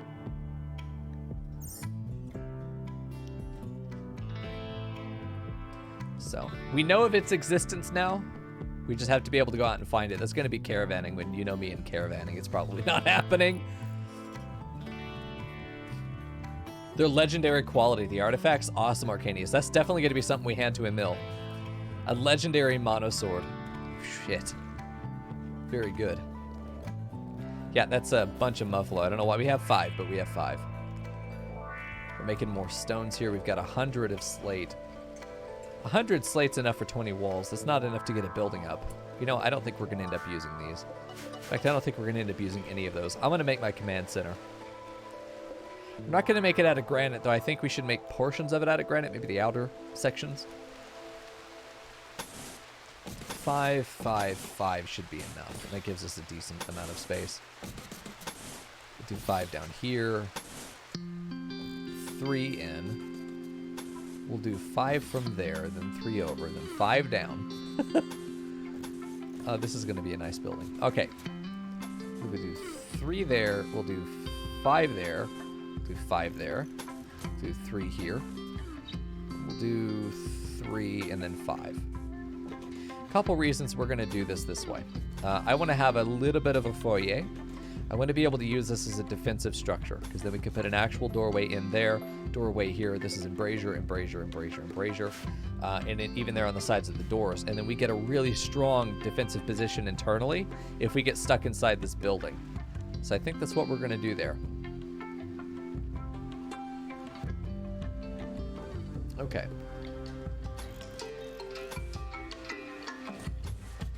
Good, so that's a decent building. So this is going to be 3 things. It's going to be our comms quarters, throne room, and it's going to be a research lab. Actually, no, I don't think we're going to do the research lab in here. This is going to be for comms. This is going to be where our wealth is stored, like our jade, our gold, our silver. And then this is also going to be the throne room. So we're probably going to have the vaults back here. Although what I see happening is more along the lines of this. Comms console right there. We do our throne right there. And then we can just have piles of money on the side here. I think that'd be good. We could also do the temple nearby here. But this is a good spot for the throne room. We want it to be large. We want it to be decadent. So let's go ahead and do a throne for ourselves. I mean, a reliquary would go into each of these little sockets here. This would be good because there are 3 of them. So eventually we'll do stuff like that, but not now. A building very similar to this over a year ago. Hey, Alatar. Whose throne will it be? It's Lenin's. Dude, it's yours. You're the king. All right, so is it under furniture? It is. I want the grand throne, but I'm not going to be able to get one. We're going to build it out of marble instead. I have 125. That's enough. All right, let's move it up by 1. Move it forward. You don't want it properly on the wall there. Okay, so we are also going to want to go ahead and put in all the other things that they want. The braziers. It's quite a bit of steel, but we can afford it. Let's just do 2. This is going to look like the Babylonian throne. It's going to be good. All right, structure. Let's go for columns. We're going to do these out of marble. No, we can't afford marble. We'll do them out of slate, though.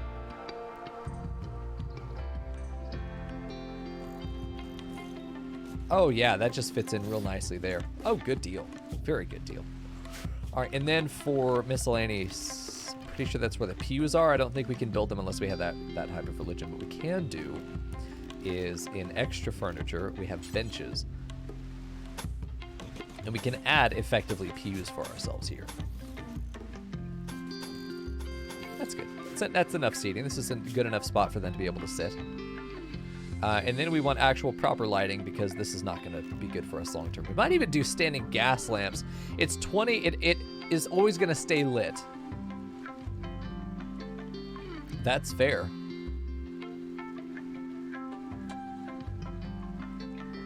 Could do them right here. And then have 1 in here that maybe goes right there.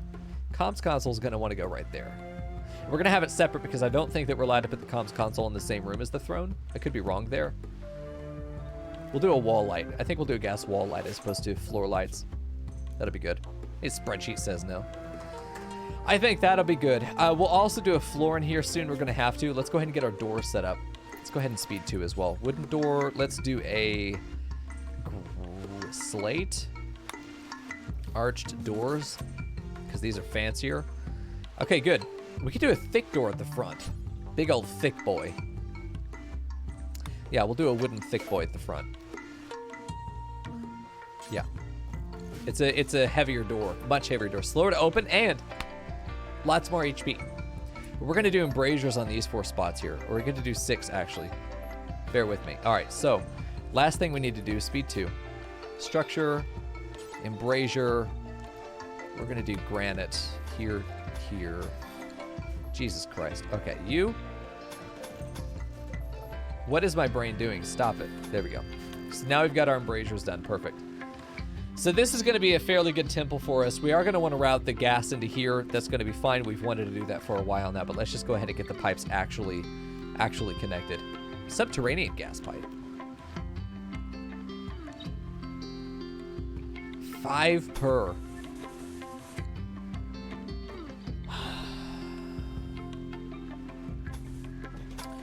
5 per section of pipe. I think that doing the outside of our territory, yeah, I think so. Once we get into the wall, this is all stone. I think this is much easier for us to handle this way. Do that for a wall light. We'll do this way as well for wall lights. We'll need to get this connected over here. We can just let this be inside. I don't think there's going to be any issue with this necessarily, but let's just get it set up. It does cost us a bit of steel, but not enough that I would be worried about it necessarily. Let's go ahead and do this. Just make sure that we have the whole thing wrapped around. Let's also get power routed through here on probably the exact same setup. All right, let's do this. Probably get this one to just go through the middle and around the outside here. I think that's all we need. We don't really need it at the front necessarily, because we'll want that for coolers and heaters is what we want. We might even be able to do heaters. I don't think we need to though, because if we keep the braziers full, we'll be fine. We'll be fine. We'll add our coolers in during summer. It's the middle of winter. No use spinning the gear on it right now. Ugh. Really thinking I should add side doors. Or... yeah, maybe. Maybe we'll do a side door thing. We'll have to see. We'll just have to see what we want to do there. We've got some options, and things are very solid, very stable right now. Our power is just fine. During the night, it barely goes down. We're using very little, which is, I think, good.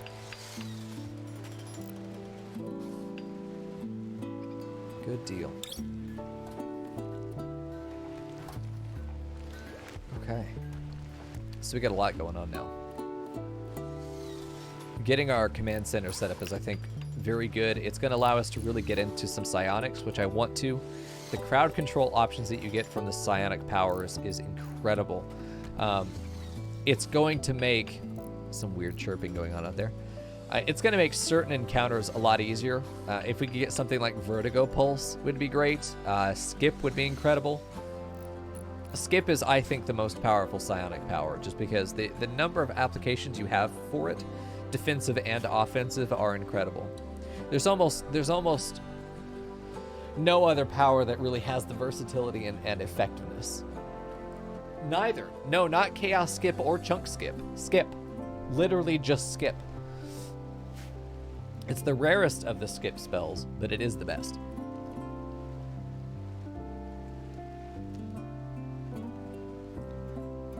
Okay, it's okay to be wrong, Alatar. It's okay. Pretty much every time we ever have a conversation, it's just you're wrong, and I spend time telling you why you're wrong. So welcome back to the next chapter. You're wrong. You're wrong. Chunk Skip is not the best. Chaos Skip is not the best. No. No way. 0% chance of that being the correct answer. I would phone a friend on this one. Yeah, yeah, the Brave Retreat, if we add a rear exit for Lennon to be able to escape with. Could be.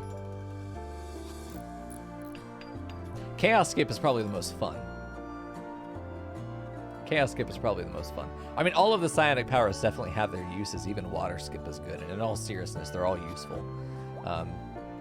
Oh, there we go. Finally, we're about to recruit Villain. So, this is incredible for us because we are effectively we're effectively British colonists here. And these tribals, we've been enslaving them mostly because of land conflict, but also because we give them off to the Empire. It's worked very well. Yeah, there is a mass Chaos Skip. That's the one I would say is probably my favorite. Is there's just so much fun you can do with it. You see a bunch of tribal raiders coming in, like 50 of them, just mass Chaos Skip, and everyone's just like fucking crazy running around different places. What I had done at one point in testing for 1.1 when Royalty when it came out is I did a whole live tweeting thing, but one thing I looked at was Mass Chaos Skip with in a minefield. I had set up some mines, and it was so good. IEDs, they would never run into the IEDs one-on-one, but we did Mass Chaos Skip in an area with them, and they Mass Chaos Skipped into a bunch of mines. It was great. It was so good. There we go. Yeah, I think it's as of this episode, we really have found exactly kind of what our identity is as a colony. Which, if we don't come in with that identity, then it's much more organic. But it can also take us a little bit to realize what our themes are. But we are we're a colonial outpost of the Empire, and our first conflict was with our native neighbors who didn't know that we were here. We got into a land dispute because they were hunting on our territory, and that's why we became hostile to them. But they didn't know that we were here because we claimed the territory without really any regard for who might have actually been here to begin with. Fucking typical. So we've only ever been raided by tribals as well. We've never been raided by outlanders. Except I think the bandits. I think the bandits tried to fuck with us once. I think the Orange Stone bandits attacked us one time and nobody survived. So here we are, building a throne room for our local lower noblemen. We've got 2 serfs. We sent 2 off to the Empire, and Villain is being integrated, our very own Pocahontas. She's in love with Emil, the brother of our colony leader. Yeah, Fog of War helps a ton with how we play Rims of Our Lives. Pretty much everything we have helps with Rims of Our Lives. I've spent about a month and a half putting this together. There she is! Nice! Where is she at? Villain. You can wear normal people clothes now. Let's make sure that she's actually set up to do that. I think everything gets reset because she got arrested. Nope, you've graduated to people. You're now considered people in this colony. All right, let's go ahead and make sure that her everything is set up properly. She's no longer set to slave. She's set to whatever the fuck she wants. Amelia still needs to be converted, as does Feather. As does Feather. There we go, nice. We probably should not worry about these until the walls are built.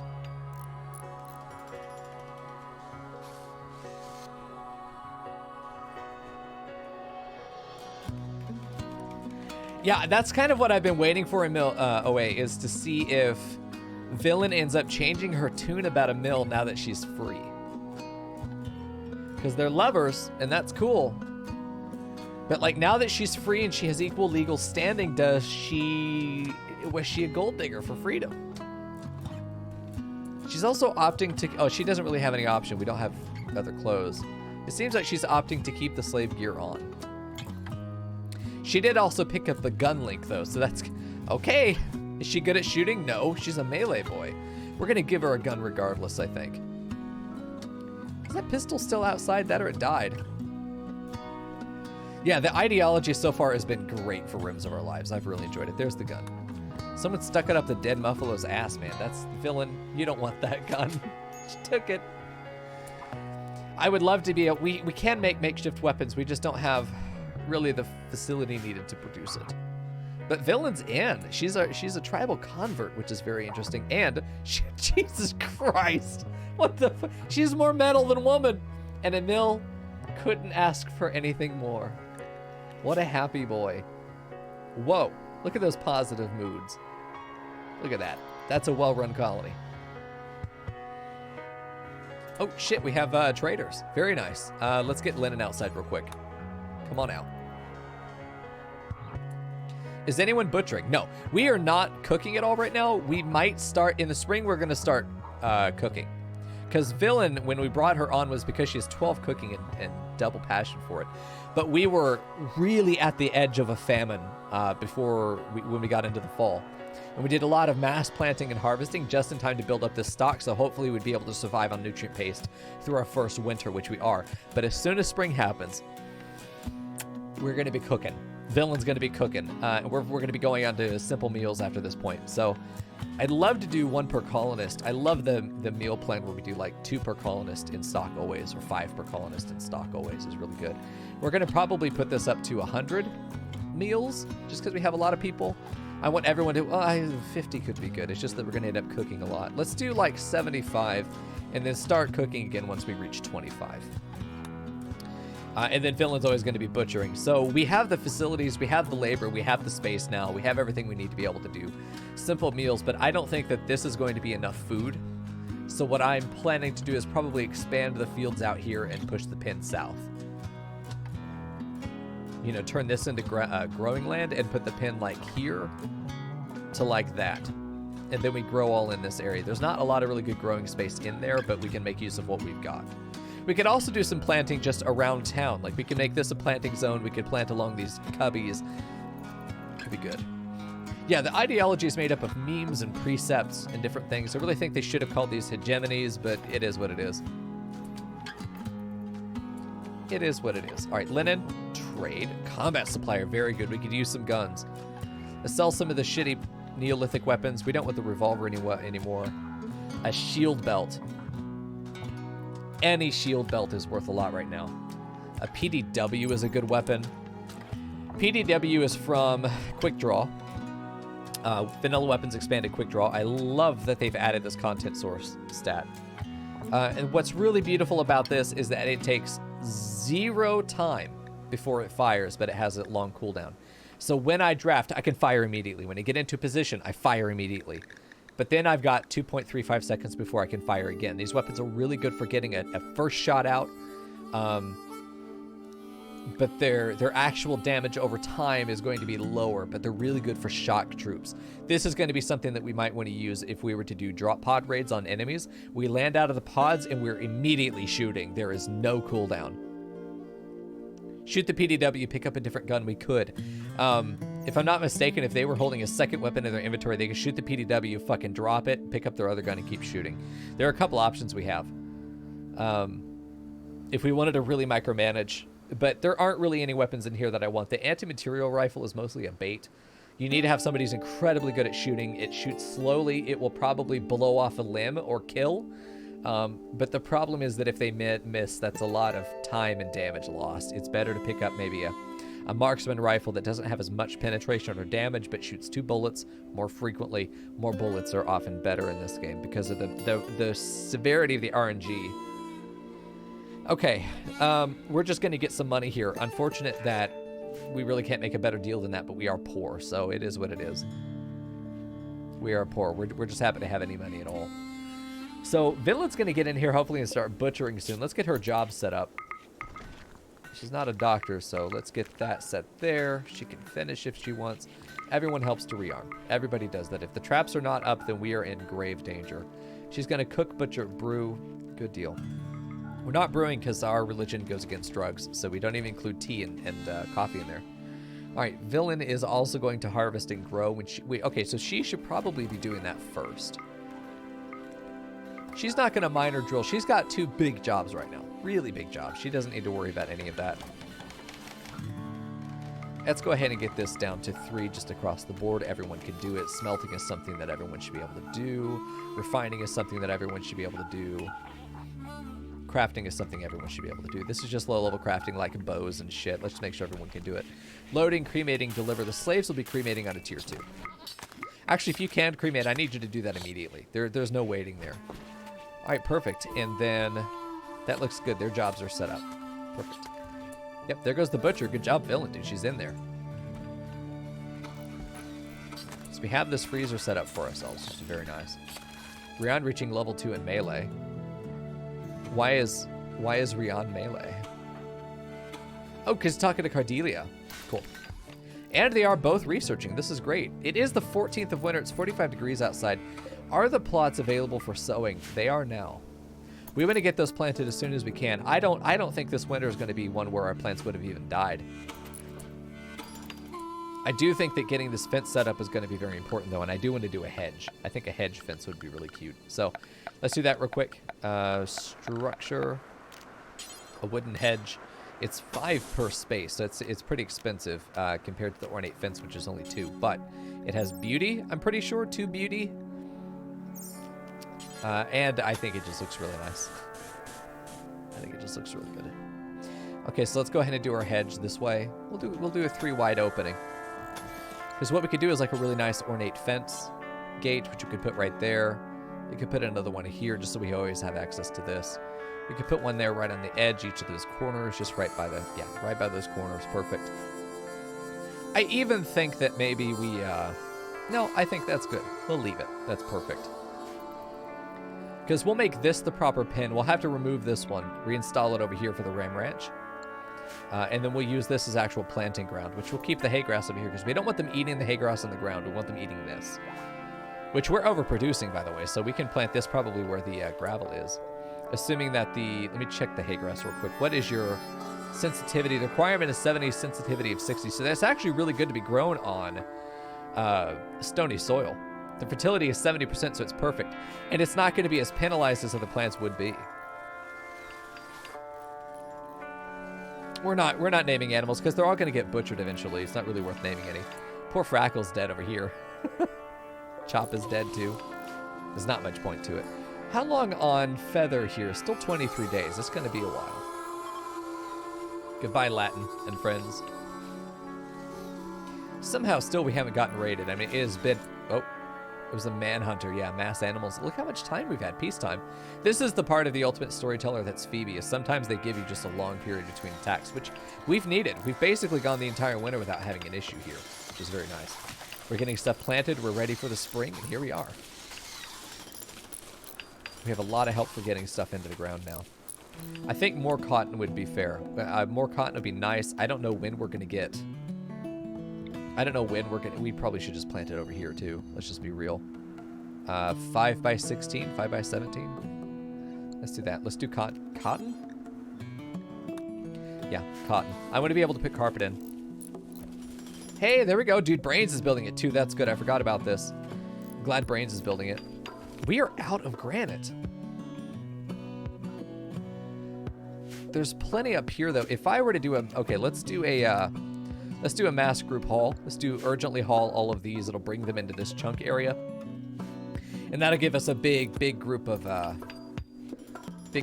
chunks. That'd be good. Still has 200 work left on it. We're in the last quarter, though. It's really nice to do these big haul jobs deliberately together. It's less likely that one pawn's going to get caught out if we get attacked here, since obviously we're not going to know a threat arrives until it's right in front of us. So having these 4 here together is a lot safer than just having the one person come out like Brains is doing right now. This is less dangerous, but there are other people on their way, which is very important. Also, Rion, can you go after... Is it Seaband still? No, who is it? It's not Caterpillar. It's Cardelia. No, not Cardelia. It's Feather and the new one, Amelia, that have the bad religion. So, Rion, go ahead and... I just want you to go ahead and get a conversion on her. How long until we can do that again? 16 days still. Let's see how he does. She's been unconvinced in the past. Not that bad. It could have been better by far. I've seen better rolls, but it is what it is. Okay. Emil has level 2 in medical. Emil and... I think probably he's learning from Cardelia. Yeah, Cardelia is teaching a bunch of people right now, which I think is great. Everyone's learning a little bit about everything. Yeah, I don't know where that book went. I wonder if it was outside. You know what? I bet it got destroyed in a tantrum. I think it got destroyed in a tantrum. That would make the most sense to me. All right, let's get some statues in here. Let's get some beauty.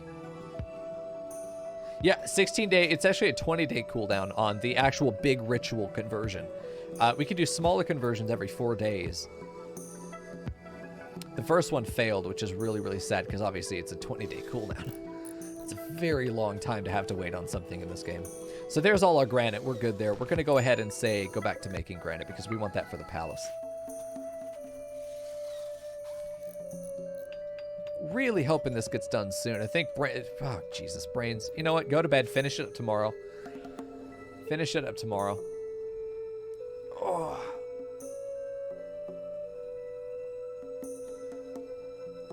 I feel like we could... Oh yeah, we're just about out of steel. Look at that. Or we hauled it all. We hauled some of it. It's probably time for us to go ahead and mine the rest of this. Let's get another 1,000 or so steel. This would be worth maybe 1,200, 1,500 down here. How much else do we have just around? This is how much if we just take a look at it. Yeah, that's not bad. That's about 1,000, maybe a little bit less. Here are some components. It'd be nice to go ahead and get those. Actually, let's go ahead and, yeah, that is the only one there. How big is this one? Because we want to dig in here eventually. This would be a good spot to put a prison, just right in the rock wall. This is 1,200 to 1,500 probably as well. So we have a lot of steel immediately around us. We also have these two out here, which I'm sure are connected too.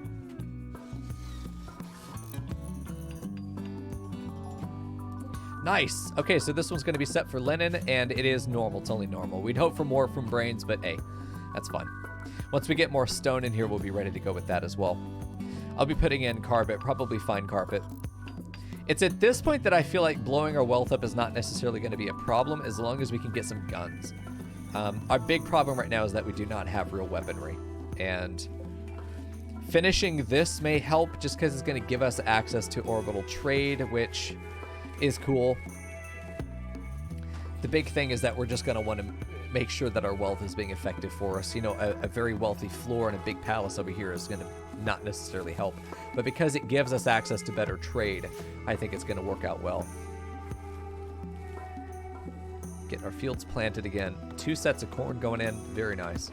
Trees getting cut. We got a bunch of boar out there if we wanted more meat. All right, so I'm going to go ahead and turn this bad boy on. I'm going to turn it on, and Villain can start cooking, and then hopefully we'll be able to keep up a food supply. I do need to make storage, though. Hold on. We need a place to keep our meals.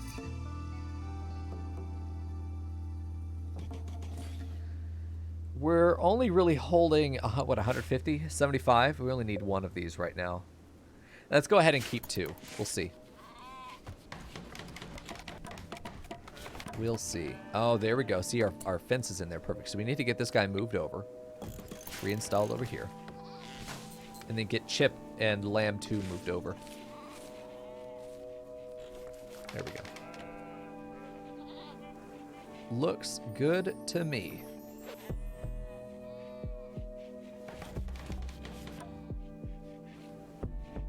Yeah, this got moved. Those guys got shifted over. So now we've got all this land over here to plant with as well. So I'm going to go ahead and just move the hay grass. Expand zone. We're just going to plant on all of the rocky soil over here. This is all going to be hay grass. It's going to grow less quickly, but it does allow us to grow on here at all. Normally, you would not want to grow on the rocky soil at all. But the beauty of the hay grass is that it only needs 70% fertility, and it is less penalized by that lower fertility than other plants might be. So we're going to go ahead and do this one, make it hay grass, which is up here. This guy's going to get probably just deleted for now. Go ahead and cut all of this, just get rid of it. Just clear that field. We have plenty. We're fine. I am not notified about any raids, even if they're in colonist range. I will not know that a raid is here usually until I hear the gunfire. And then I'll have to pause as quickly as I can and then go look for it. Usually a pawn will be caught off guard, or I will have heard a trap go off somewhere. Very, very few things are going to actually warn me about the threats on the map. You kind of just have to be, okay with knowing that you're going to get snuck up on. And dealing with it, just being prepared to deal with it. It's part of the benefit of why we've built the way that we've built in this town, is that there really isn't, oh, this is a lot of growing area, and it just fits so well. Look at that. Beautiful. Yeah, a bunch of 6x6s is nice. This is a lot to grow in. This is a lot of growing land. Okay, so this is beautiful. This is 10. Wow, very nice. This is what, 360? 360 tiles of growing over here. Yeah, sieges are terrifying. I probably won't know that we are under siege until the 3rd or 4th thing, because we have batteries. I don't know if that explosion was lightning, if it was a zip event. I don't know. I have no idea.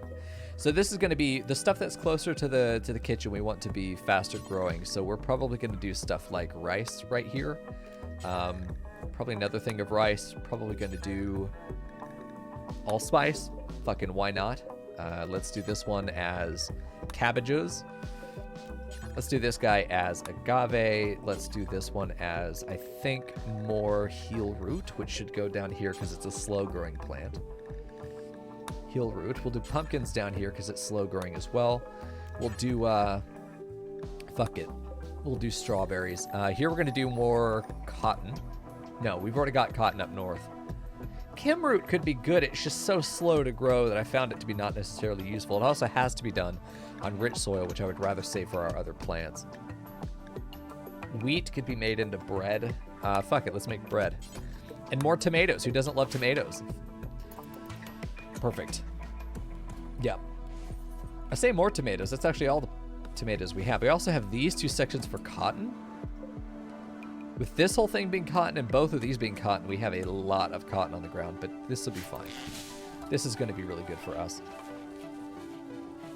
It's going to take a minute to plant this, but at the 15th of winter, unless we get a cold snap here in a minute, I think that we're actually going to be doing very well. We've just turned the stove back on as well, so Villain's going to get in the kitchen hopefully and cook soon. Well, we actually get goat milk, or, well, sheep's milk, I suppose. We could do a lot of stuff with the sheep's milk that we get. The wheat, the tomatoes, the sugar that we're growing elsewhere too. Man, we got a lot of good shit in here. That's going to be good. Villain's going to be able to make all kinds of dishes. All right, what do you got in here? A good sculpture. Let's get this one set over into another bedroom. This one eventually will be a bedroom. Right now it's just a workshop. That's the next thing we need to build is centralized production facilities. Farming site network nearby. What does this mean, by the way? Oh, we can raid it. Okay, these are just raid targets that are not actual settlements. This is really nice. That's nice. That's what I figured they would be, but I've never done anything with it. Cold snap at the start of spring into volcanic winter in the summer. Jesus, that would actually probably destroy the colony. You'd probably be dead at that point.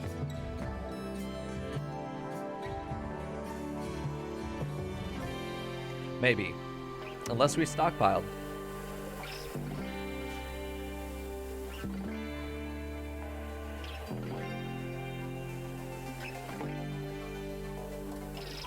Yeah, I was just checking power consumption, and we're fine through the night. If we have a solar eclipse, then we'll probably run out of power. Probably should invest in a couple more batteries, maybe keep them in the barn. It'd be easy to keep a couple batteries just lined up like this and just connect them into this room there. That'd be good.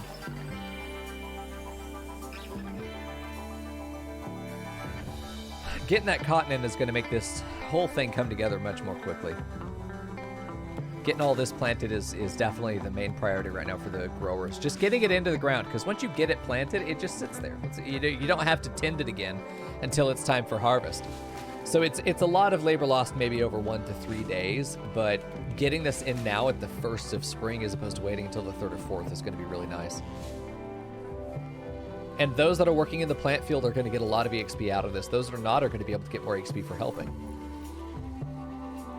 We are reducing the certainty just by conversation. Unfortunately, they're going after Villain, whose certainty is lowering. Amelia is really hard to convince. She's been really hard to convert over. Let's see if we can get Rian to do another conversion. Halfway through that again. We've still got 15 days on this, man. It's going at a snail's pace.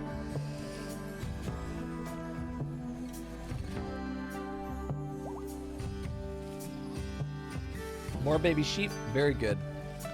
We need more adult females so that we can... and I think we have one here. She's almost grown up. We'll start breeding much more quickly, which is, of course, going to be incredible for us. Here we go. Whoa. What the fuck, Amelia? You can't say that word. What? Amelia, you bitch. She's so rude. To Rian, of all people. What is she so rude for? Amelia, stop. You full-on bitch. Oh my god.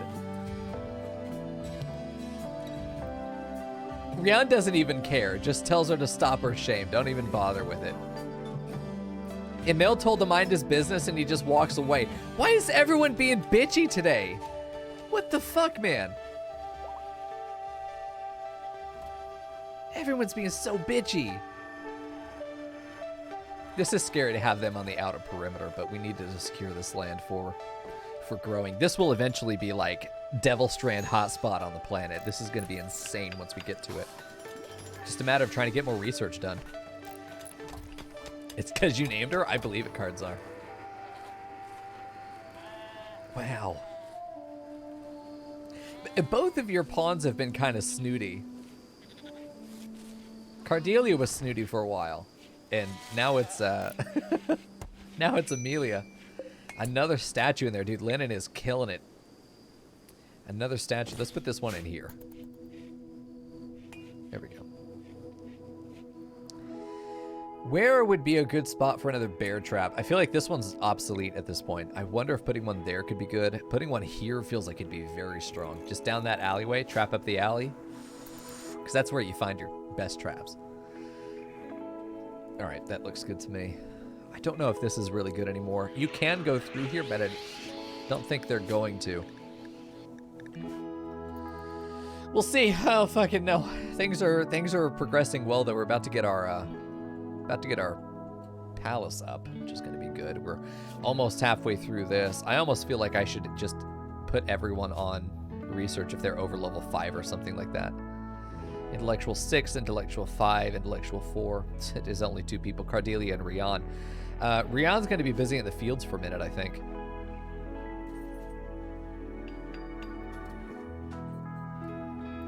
Yeah, if we... I think the best way to handle slaves is that you want to have them in a concentrated work area. You let them go to like 2 or 3 dedicated spots as the only areas they're allowed to work. Because what you could do is say the barn is in area 1, this pen is in area 1, inside the dining room is area 1, or you give them their own dining room that is within area 1 that is full of terror statues, but basically you lock them into rooms that have terror statues in them so that they are getting exposure to them, because they only seem to respond to those statues when they're awake. So you can't put them in the room and just be like scary coat rack man while they're sleeping to spook them. No, you have to they have to be awake and up and around them all at the same time. There's more building to be done, but it's more that we need stones to get cut, which is happening here, so that's good. We have another pregnant sheep, so that's good. We've got, I think, 3 now. Yeah, Forfinia, U1, and U2. Chip, Scar, and Ram 2 are fighting for supremacy here. Coco just hanging out. Coco's doing fine. I think his nose got bitten off at one point. Damaged transporter, eh? I don't care. I want to. A shuttle of the Black Dominion, which I'm pretty sure is the Empire. Uh-oh. Yeah, it is. We should probably consider doing this, but we're not in a position to transport. They're calling for Mayday, but it's not like we're the only people there. No, it's specifically trying to land here. The Orange Stone Bandits will attack them. That sounds like a fucking JoJo's series title. Huh, I think we need to take this. If we have proper fealty to the Empire.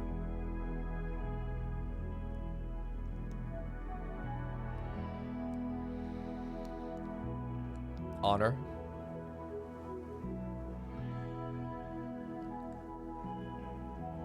Contains him and 4 Janissaries. He has to be rescued, but the Janissaries could be sacrificed.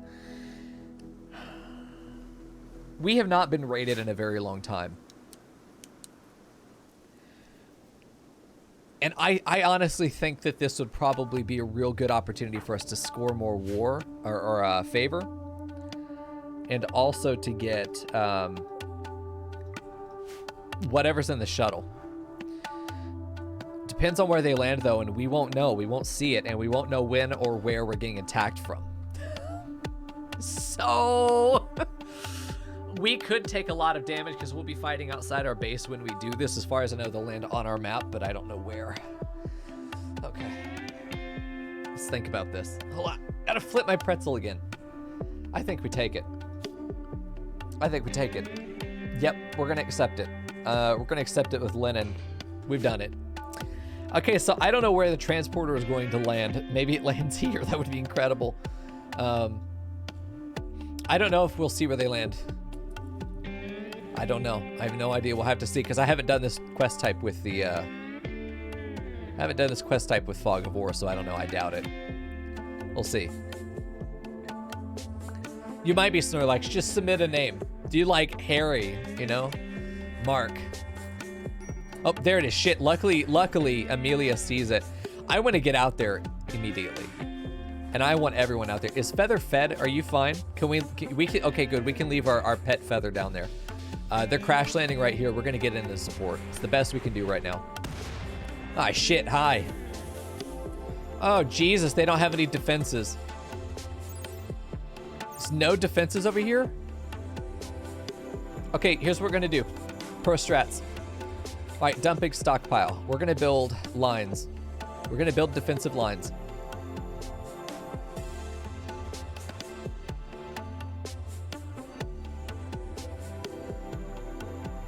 Okay, we're going to build some defensive lines here. The AI will use these. Okay, all of you are able to take chunks. We're going to go ahead and say this is going to be lower priority. Priority. Oh, shit. I cleared all anyway. There we go. You did it, Snorlax. You're in there, dude. Nice. They have decently short-range weapons. That HMG is very strong. He has a mono sword with some psi focus here, so he might have some abilities. He has pain block. That's pretty good, actually. Okay, so what we're going to do is get out here first, and then we are going to urgently haul all of these chunks to build a defensive fortification. I don't know if they're going to start building one. I doubt it. Let's get out here. Amelia, go ahead and get started. I'm going to go ahead and also say allowed area 1, you have to stay here. So that when I get all my colonists and I do this, bam, they stay here. Colonist needs rescue. The fuck? Oh, Feather. No, Feather. You can stay there, Feather. You're fine. Stay home. Fill and rescue, Feather. Can't do that. Okay. Okay, you get over here. We're going to actually undraft. Everyone's going to run over there. And we're going to urgently haul all of these chunks. This is the best way. You could do this on enemy maps too. This is a good way to do this. And I recommend doing this before you even attack their base. To set up a position that you could fall back to and have these chunks. Because these chunks are not bad. They've got, what, 50% block? That's really good. Versus a tree that I think is like 25. Cover effectiveness is 25, yeah. So let's go ahead and do an urgent haul on all of these chunks, because not only are we putting these chunks into our territory, in our area where we want to fight from, we're taking them away from the enemy. All right, get these moved in. Amelia, fucking work. A life or death situation now if they don't execute this effectively. We don't know when or where the raiders are going to come from. They could pop right there. We don't know. So we're keeping an eye out, knowing that they're coming soon. Let's get more things in area 1 here, because that's going to help us be able to reach. Get you. Let's go after these guys as well. Let's go after those. All of these need to be brought in. Anything that's nearby us, I want to be put into our territory, our little defensive position here. Okay, so now all of these can be set to haul urgently. We'll still probably haul urgently as well, even after the raid is over. That in there. We just want to take all of their cover away and put it into our advantage. It's the best thing we could do. We don't have that much space, but whatever we pull will be worth it. It doesn't matter which side they raid from. This is the point of their raid. This is their target. We have to defend these guys. Okay, so we're out of storage space. So what I'm going to do is actually just continue adding more lines. I just want to add more positions for ourselves. Okay, let's just make sure that we have these spaces open for ourselves. So we're just going to get a little bit tighter in our construction here. This is just an impromptu defense setup that you can do. It works very well. It isn't perfect. There isn't going to be a perfect defense in RimWorld. You shouldn't be looking for one. Okay, so we've got this as well. Enjoy the cage, Mr. Snorlax. Okay, they should go off and check stuff. Go ahead and redraft these guys so they recheck their jobs. There they are. Okay, we got them. Now it's time, dude. I think we drama mode. I think that no matter what happens here, this is going to be very interesting. So, we've now got this crash shuttle. We have built an impromptu fort, the best we can possibly do. And we're just going to hope that we get into position. Hopefully these guys walk back instead of running forward. That'd be so sad. Especially because our HMG guy, which is their best fighter, is right there in front. I'm terrified of him getting killed. They have small arms fire with 1 hunting rifle I'm terrified of. We'll see what happens. Oh boy, it's time.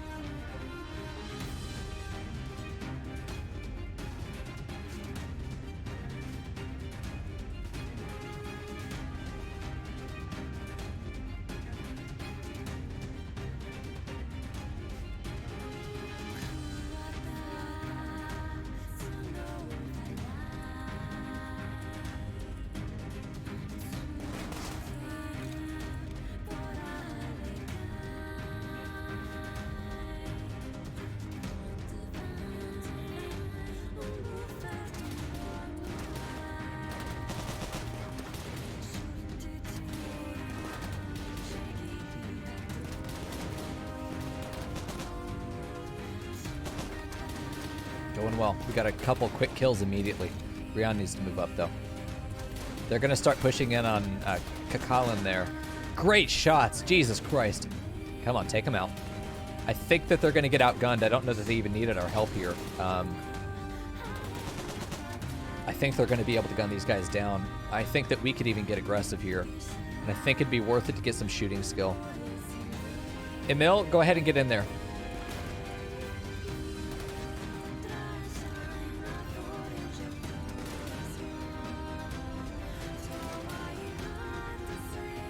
There we go. Filling with their pistol. I'd like to get some kill credit there. There it is.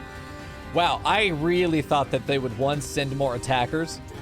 Two, I thought that they'd be better equipped. We do have a survivor here. Look at this motherfucker. You didn't think that through, did you? Addict. Uh-oh. Pothead? Stoner, yeah. Okay, listen. Hey, that went well. Jesus. Welcome back. What are you doing? Shh. Oh, yeah, that's what that is. Let's see, hold on. Let's see. Drama mode. Hold on. I was sure that would be more intense. 100%. Yeah, we've got some gear here that we could strip this one. Is she gonna make it? That's the question. 9 hours, she'll make it. We're gonna imprison her though. We're gonna imprison her and hold her. Probably not enslave her because she is civilized. Yeah, how close is he to dropping? You gotta understand, Alatai, we are not playing to min-max and win. If they go down, we are not stripping them and stealing from them. We are rescuing them and giving them their things back. We're not cheesing the game in order to win because we don't give a shit about winning. It's the biggest thing. We're not trying to. It's not a bad gun, but we need to be doing better than pistols now. This hunting rifle's not bad. It'd be nice if we had somebody who could really take it.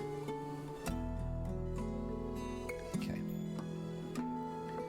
With Where's My Weapon mod, the AI will also go back and pick up their weapons. So yeah, I could give his gun back. I mean, it'd be nice to have it. I'm sure it's biocoded. Yeah, anyway, it's biocoded.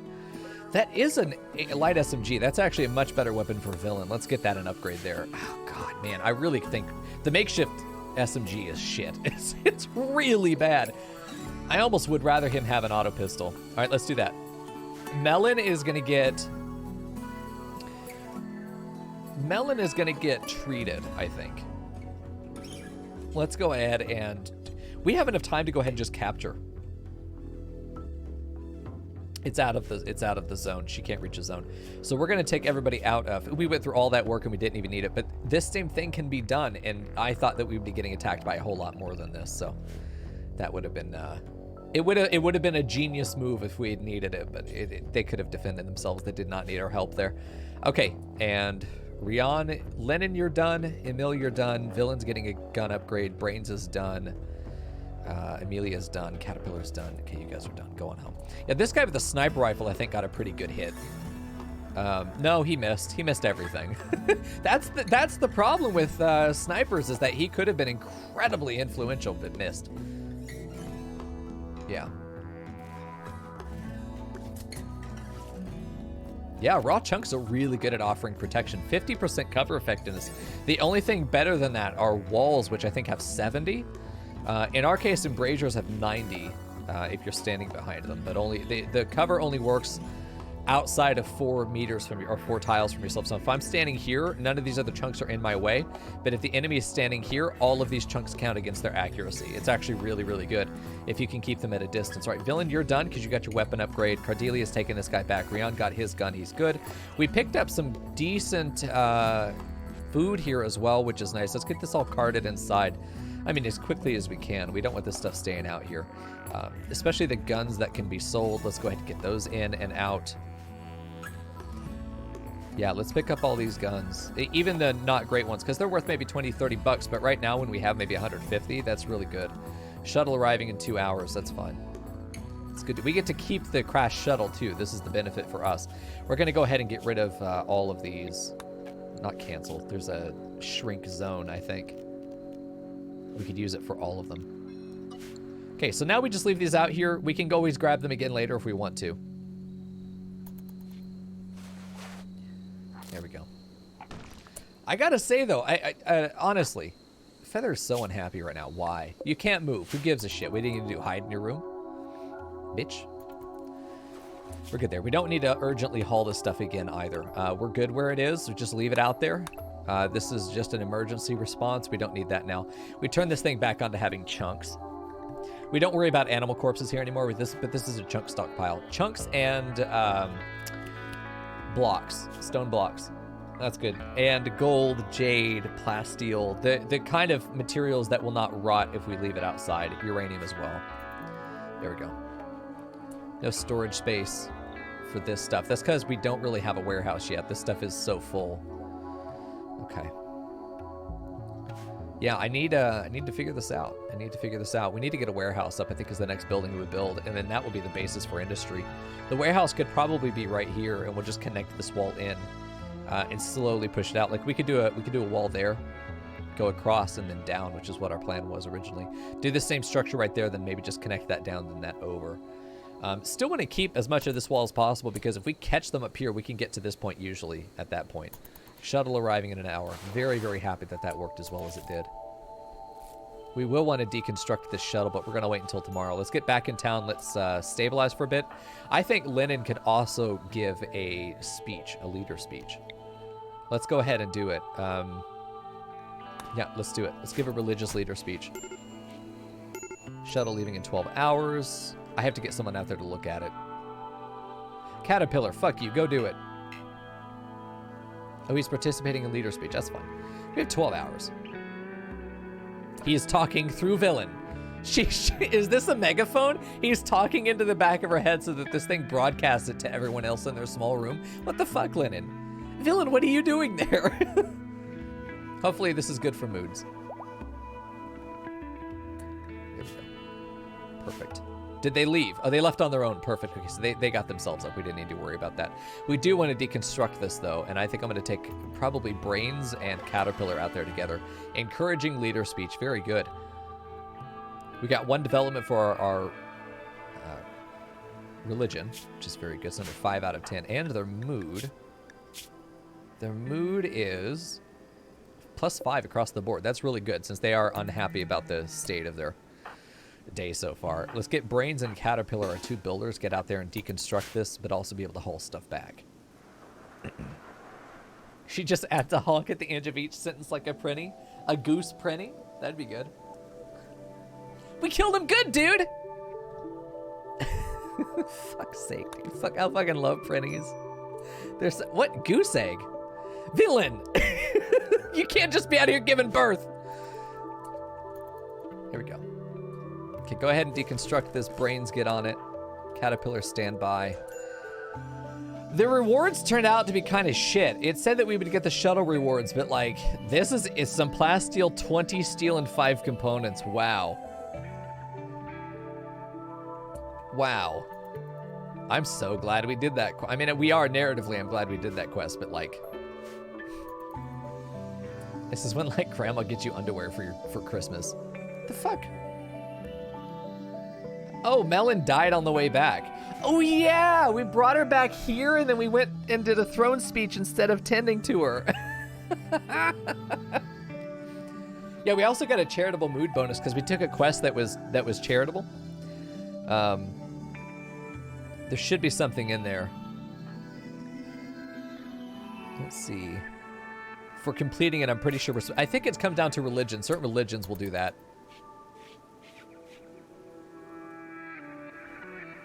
There we go. Yeah, the leaves are starting to change in the cage, Snorlax. I'm glad you like it. No storage space. I would like to get this stuff, but it's not totally necessary. Yeah, one of the other religions. Because our religion, I think, is collectivist, but there are certain memes that make it where pawns want to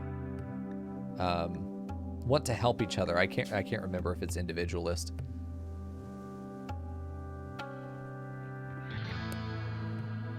Huh, I can't remember.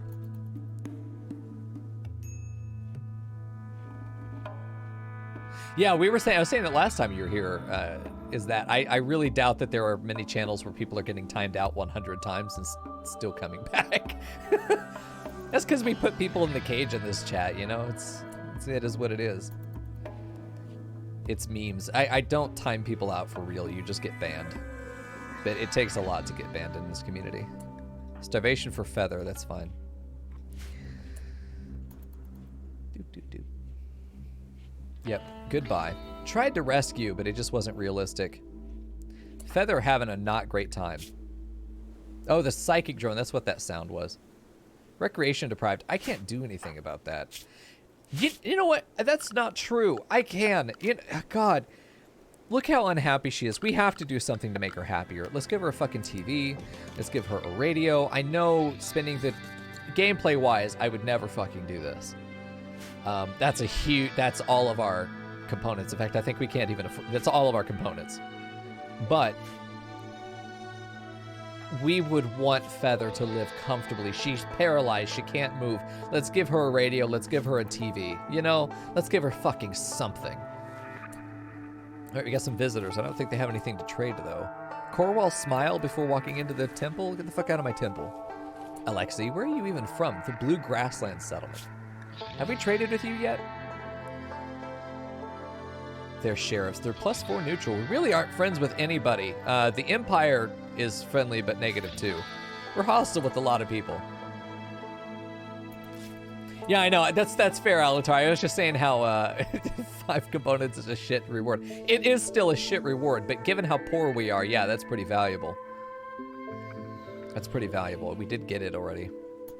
This stuff's getting hauled. Good. Pick up all you can. Whatever you leave out there will be fine.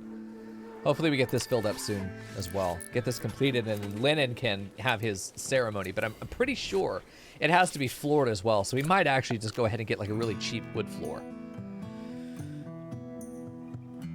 Are we morbid? Or is it the other religion that's giving us morbid flooring? I'd love to do plank floor, but it's so expensive. Let's just do regular wood floor. Eventually we'll replace this with nice flooring, but for now this is what we need. And it's not going to be a room that we're going into and out of all the time, so it should not be that dirty. That is true. We theoretically didn't need to do anything for that quest to be completed. But you cannot say that I did nothing for 5 components. You saw the effort I put into that raid. You saw the effort that was put in there. There was a good faith effort made to save those people. It just wasn't necessary. They had it under control. The lights that we're going to build down here, do they require components? No, thank God. Okay, so let's put some lights in here. I think there's a good spot. There's a good spot. We'll do that. And we'll put a single light here on the back wall, right in the middle. Good deal. Oh, there we go. Yeah. I guess.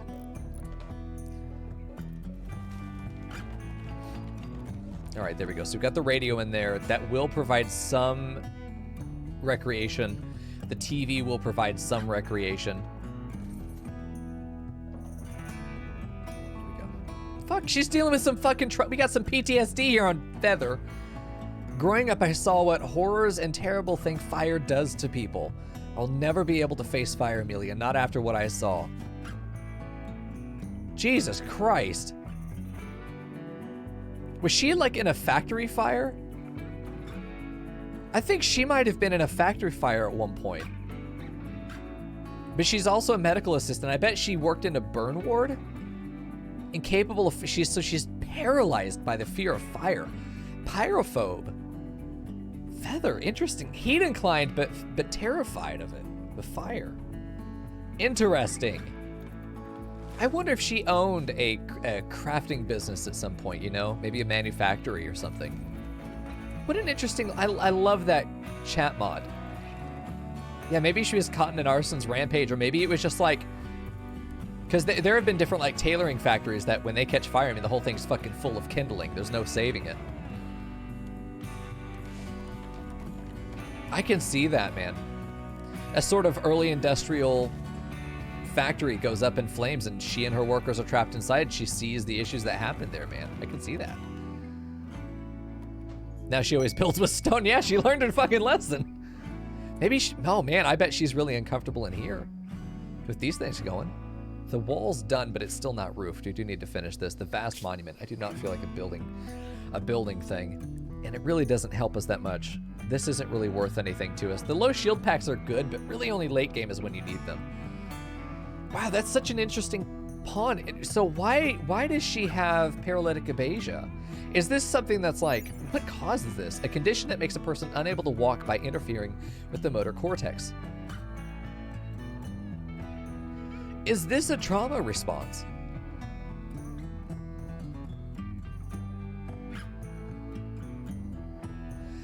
I wonder...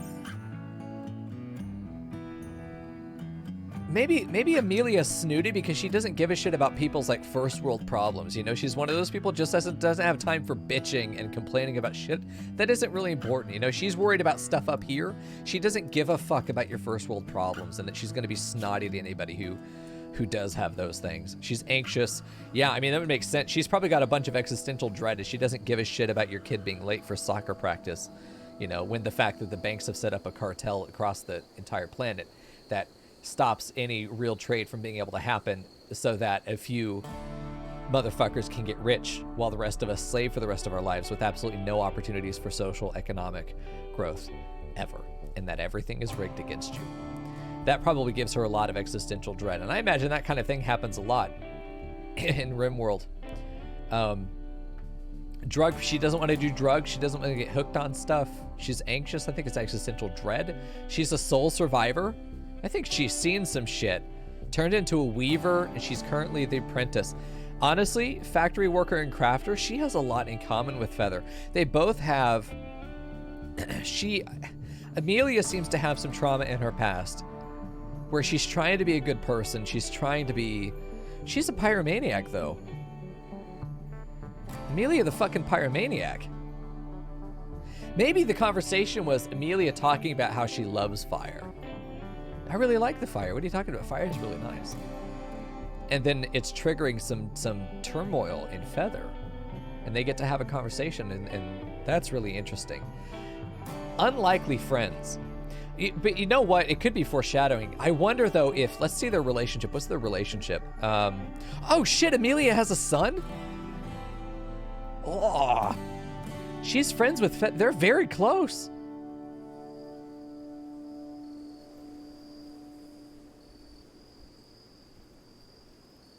I feel like Amelia's like Dexter with his wife in the sense that let's assume he's not a good serial killer. But like, if she were to burn everything down, Feather would be saved. Yeah, how rich would it be if Amelia starts a fire that damages Feather or lights this room on fire? I would fucking die. Welcome back, Sith. This is the beauty, though, of Realms of Our Lives, is that we're keeping track of these different stories that are developing and these characters that we're finding that are randomly generated, and yet we're finding some compelling narratives in the process. I think it's just wonderful. I think it's just so cool. Yeah, we're going to have to keep track of Amelia's pyro sprees and see who and what she lights up. We do have a lot of granite over here. It is going to be wise of us, I think, very soon to start converting these buildings to stone. Very soon. I'd love to get drilling, but like we do not have a dedicated researcher, and I don't know that we have anybody that we could set to 24/7 research and not cost ourselves a lot of Cardelia. Cardelia's been researching, though. She cleans and then she researches. We have enough cleaners. I'm going to just put her on research. Get her out of the field. She's not needed there either. She just needs to research. Put her on the box. Keep her there. She'll nurse. That's the only thing that'll interrupt her is nursing. Yeah, they might. Let's go check. That's a good point. Let's go check for other family members. Feather's best friend with Lennon. Emilla's in love with Villain still. Wow, look at that. They are best friends. Wait, aren't Lennon and Emil brothers? Or was it Rian?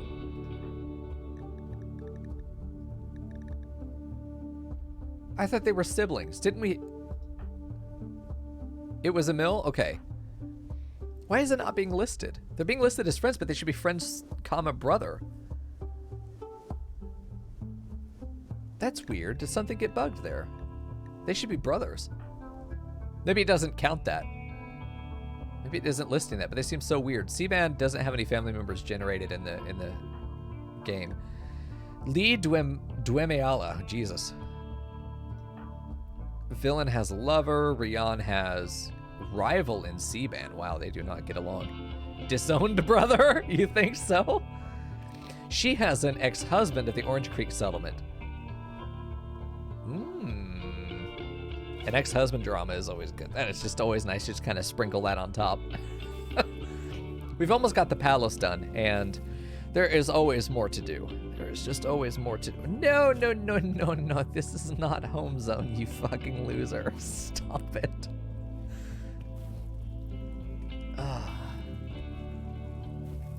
So after building this, the only components we have are the ones that we got from that quest. So actually, I take everything I said back.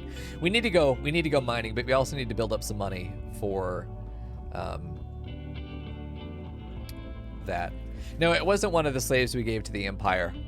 Or who are you talking about? The ex-husband? Maybe. No, because the name is different. No, these two should be brothers from the very beginning. If you go load the first save, or if you look at the beginning of the first episode, it'll show you. I don't know if that's available yet.